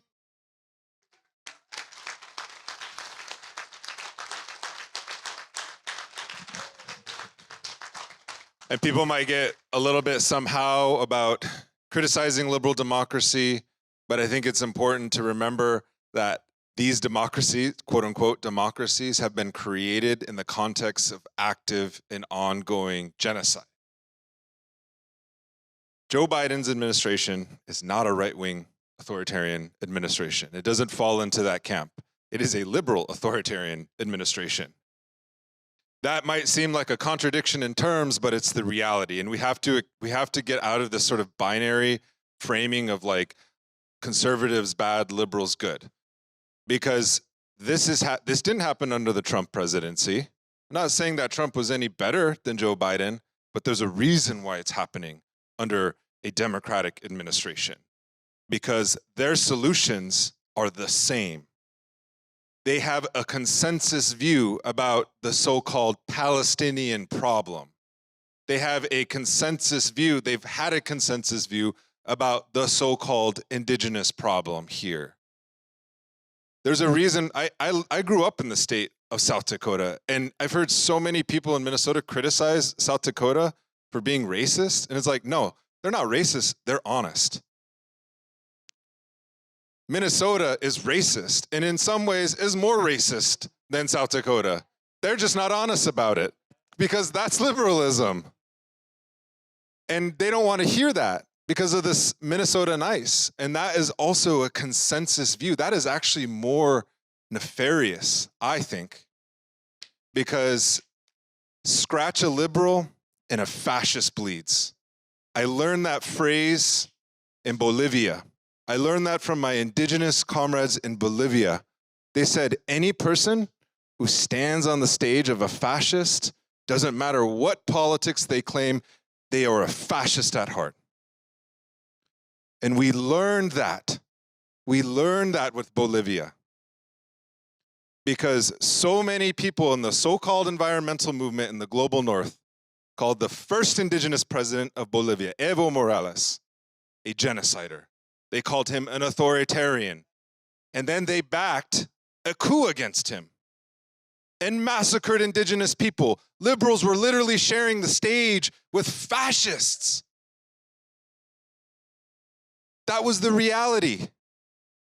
And it was over the question of lithium and resources that that country was beginning to nationalize under an indigenous-led political project.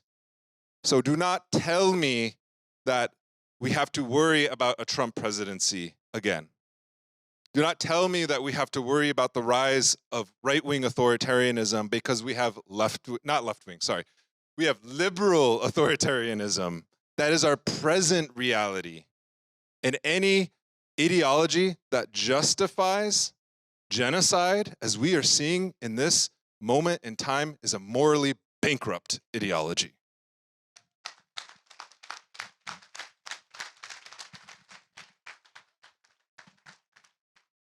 Do you want to answer that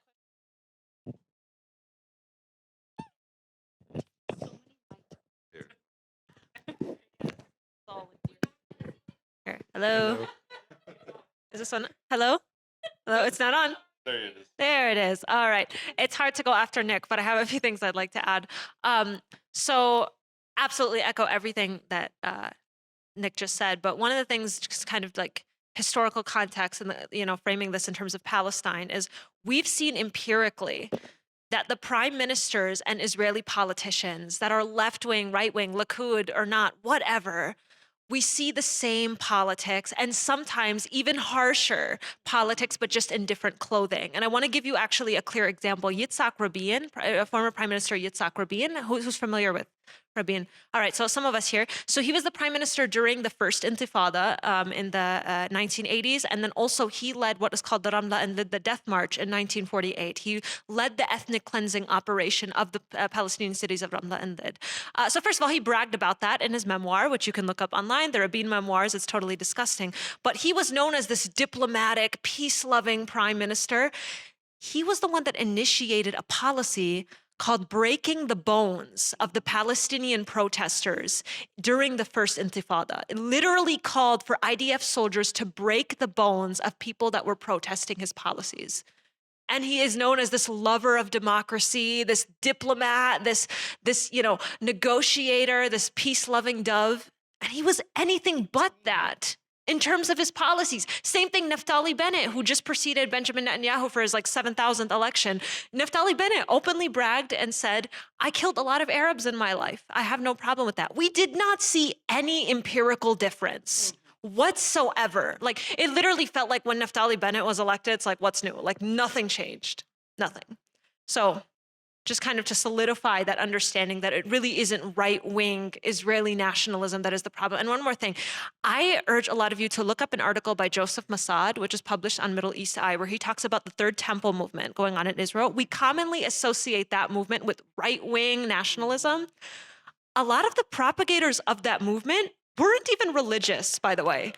They weren't even religious. This for them was actually much more a colonial project that was irrespective of religion than anything else.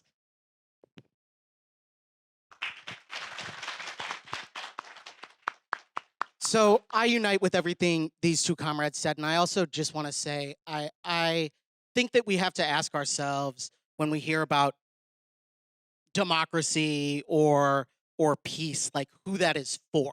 And like Nick was saying, bourgeois democracy works if you're very, very wealthy and if you're white. Bourgeois democracy has never served black people in this country.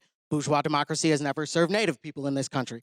Bourgeois democracy has never served women or queer people. And so I think sort of these calls to protect democracy are mostly are a little bit hollow and shallow because the democracy that they want to uphold, and I think this is something that the sort of the liberals hold up, is that we want to defend the democratic democracy as a project, and I think that the Republican Party actually doesn't care all that much about democracy. They care about their party and their ideology, and I think that the Democratic Party's insistence on saving the republic is a much more fascist and right-wing sort of way to come at the policies that are very similar between Trump and Biden. And I think the places where we see online liberals offer, well, Biden did this and Trump didn't, is often issues that don't affect the most the most marginalized communities or the most oppressed communities. I think like for Palestinians, it doesn't matter if Joe Biden or Donald Trump is dropping bombs. For people killed by police violence, it doesn't matter if the person who's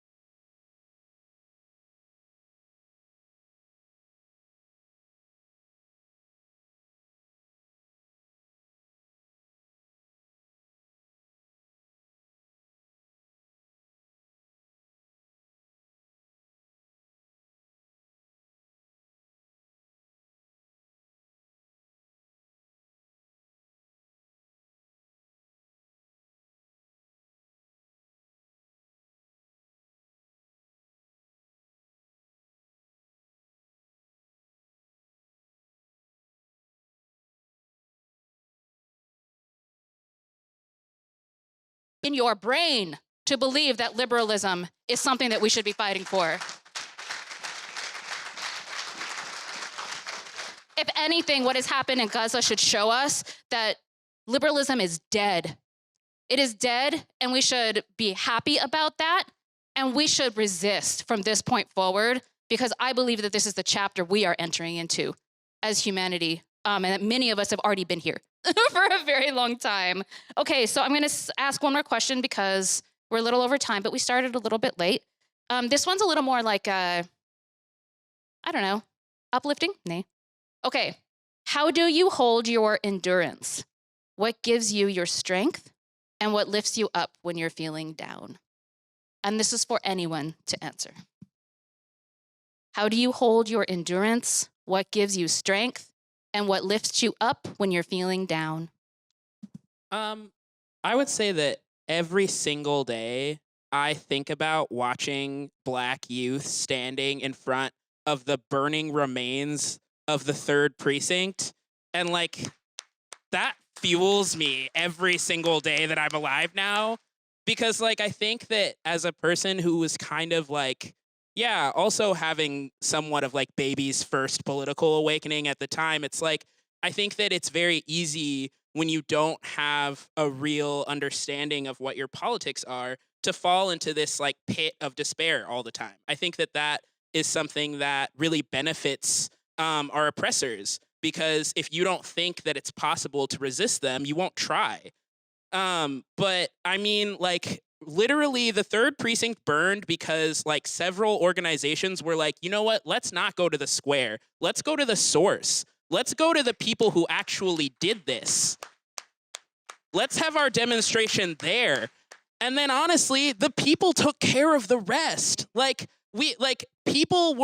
People were so, I think, devastated by a few years prior when Philando Castile was killed, because they did what our oppressors told us we were supposed to do. We were supposed to get up there, and we were supposed to give all of these emotional appeals about why killing Black people after hundreds of years of slavery is messed up, and talked about, how, Philando Castile followed all the rules. He announced his weapon. He did all of this. His kid was in the car. And then Geronimo Yanez still didn't get sentenced and got a teaching license. So I think that in 2020, it was like, how are you supposed to be a Black person and a Black youth specifically and like watch this happen again? People literally couldn't do it.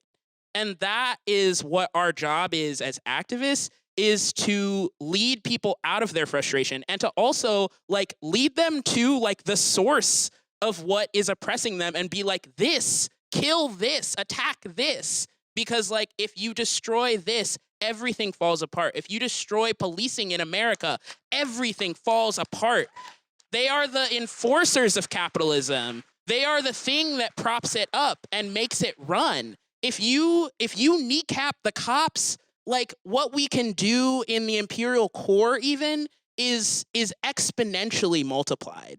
And so like the fight is possible to win. And there are so many historical examples of people who have fought back. I think about the slave revolts all the time. What our government wants you to believe is that like black people just asked nicely and like we got some like Christian white people to help us out, and you know like trans people got rights by just like asking cishet people to like, you know, could you please stop like panicking and killing us all the time? You know, like that would be really cool. No, we threw bricks at people. We burned people's houses down. We killed slave masters. Like it's possible to win, and like so long as you keep going, like I think that we can get this shit on lock for real.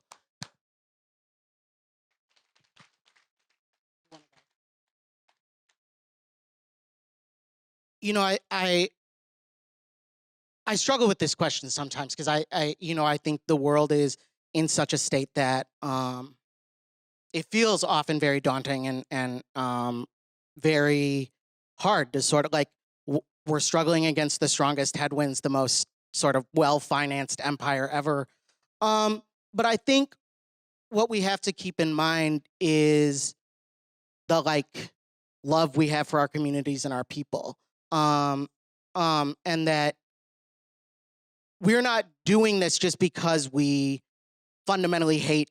I mean, we do. We fundamentally hate imperialism. We fundamentally hate colonialism. But what that is really driven by is our love for our collective people. We don't want our people to live under these conditions. We don't want our land to live under these conditions. And if, you know, and I think that that is what makes left resistance so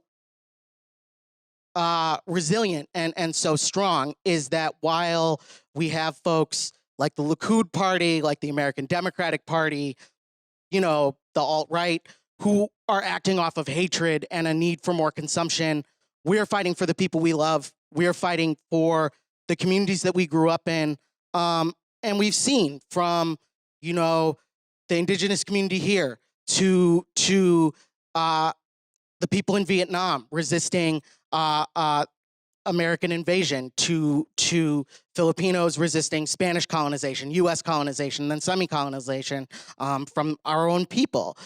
We've seen that in South Africa. We've seen it all over the world, and all of those rebellions were driven by love, and were driven by our belief that there is something better to struggle for, and that our people hold the answers. We don't need $1 million, you know, politicians to tell us what we need. We also don't need well-funded nonprofits to tell us what we need. We hold the solutions within our own communities. And I also just think this gets into something that I didn't say earlier, but I want to, which is that, you know, I think it was very interesting listening to you talk about how they openly talked about Israel as a colonial movement at first, and now we have seen a huge switch. But our indigenous relatives in America stayed, and they fought, and they fought, and they fought for this land, and they loved the land in doing so.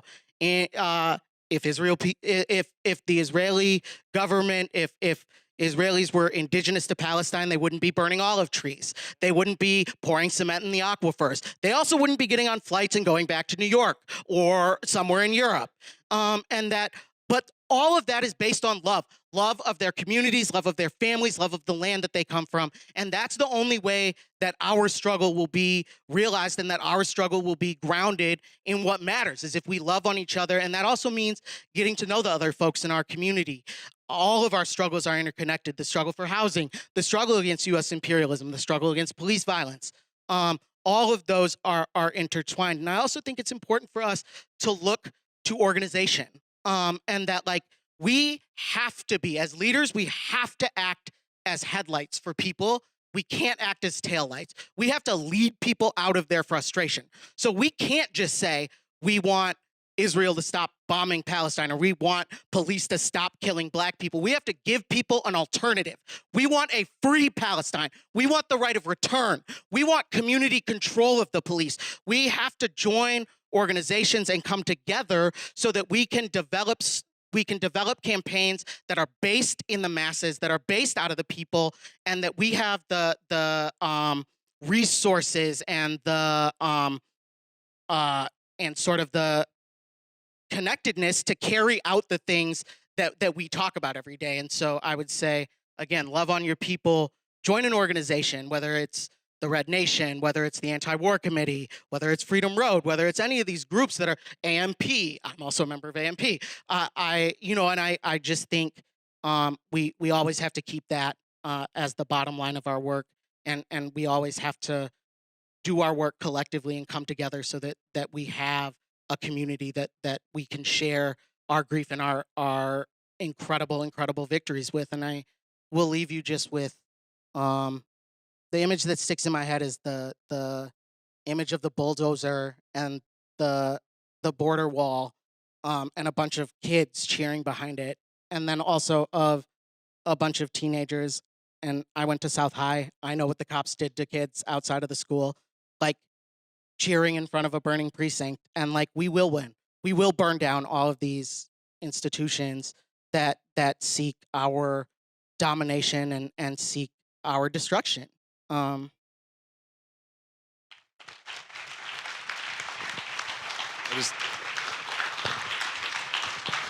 This question was posed to a movement elder of ours named Dionne-Thunder, who is still a leader of the American Indian movement, and she faced immense amount of repression. She fought for her families. She fought against Indian child removal. She created alternative programs, and this was posed to her by actually one of our comrades, Jen Marley, back in 2018, I believe. And her response was actually quite fascinating, because she said, somebody in the past knew that I would be here today, and they fought for my existence today. They may not have achieved liberation in their time. They may not have been free, but they knew that they had to be a good ancestor to future generations. And we have to remember that gives me hope, that the indignity expressed by the global South when Israel begins its genocidal bombing campaign, the way that indigenous people have mobilized shows that there is an unbroken, continuous line of resistance and of ancestors who are fighting for future generations.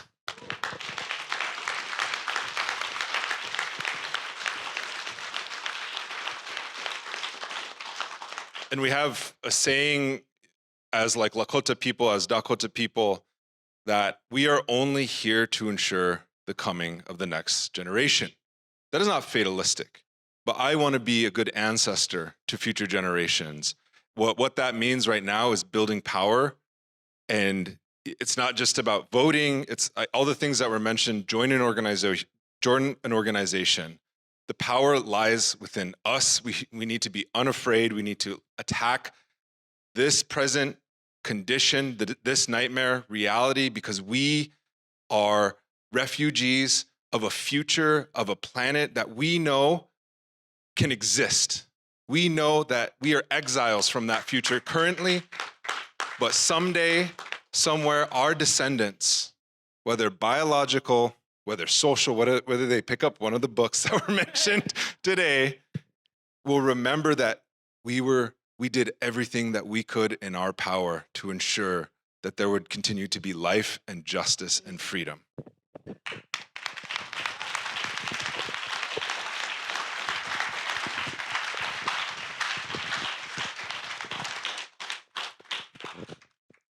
In our speech that Justine read, that we read at the DC March for Palestine in front of 600,000 people, one of the things I wrote in there at the very end of the speech was "Kehbe which means in Dene, like through kinship we are strong. And I always joke in the Red Nation. I just pull out just like random ass movie quotes, mainly from like Planet of the Apes or like Lord of the Rings. But Epe nehedzith, through kinship we are strong is quite literally like apes together strong. You know, like we don't. It was actually wild seeing some of my comrades or some of my relatives when October 7th happened, and then like the weeks following, it's just like, oh God, like we're gonna be like on the brink of like global war, like, you know, nuclear like bombs are gonna start dropping now, and just there was like this sense of just like dread. And I didn't understand, especially people that I thought were that had like a political understanding of like, I don't know, like decolonization or like what's happening in Palestine. Like I thought like this would be like an uplifting moment. It's like, wow, like this is actual. Justine said this, like Palestine's doing like a land back. Like they're actually doing like what we think that we want to do, but we haven't gotten there yet. But Palestine's just doing it right now.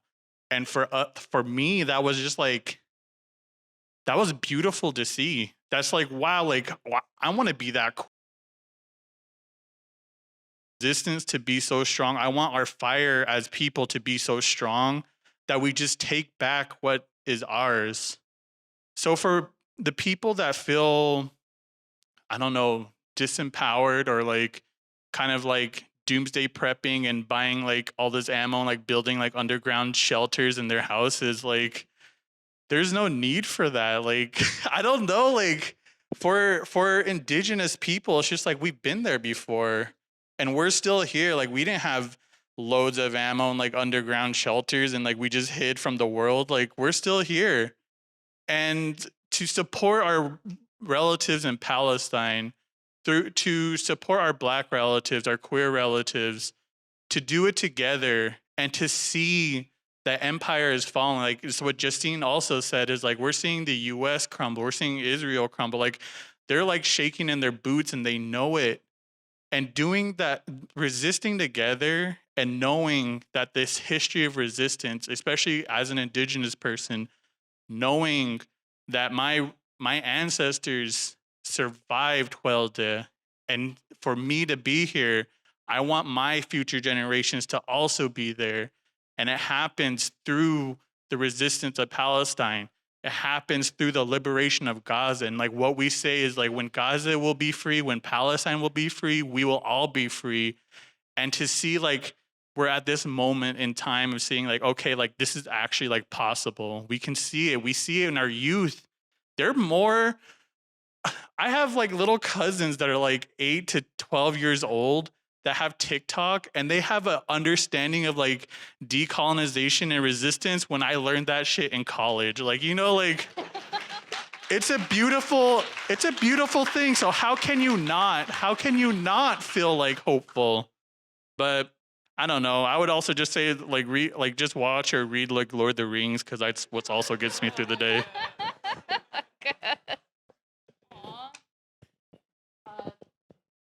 Thank you so much for those words, comrades. Yeah, we blitz all night, Nay. That's just because our ancestors did, and it's like what Nick said. We all know that we are only here because they did what they did, and they never gave up. And that's what we're gonna do for the future generations. End of story. And there's so much power and strength in that. You can trust that. You can trust this. That's what steadfastness means. You can trust that people who have lost almost everything are still here and going hard. You can trust that. There's nothing else you can trust that. And that's what gives me hope. And I see it in so many, not just Indigenous people, but I see it in so many people. That's it. Thank you so much for coming. Thank you so much. Give everyone a round of applause.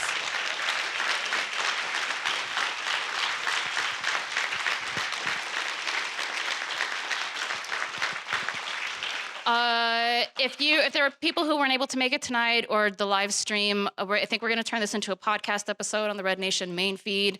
It'll also be available on the Red Nation's YouTube channel. Please share it far and wide. Again, thank you for coming. Take some extra food. Take a watecha plate home with you if there's more food left. But yes, everyone, travel home safely. Yeah. Do we need...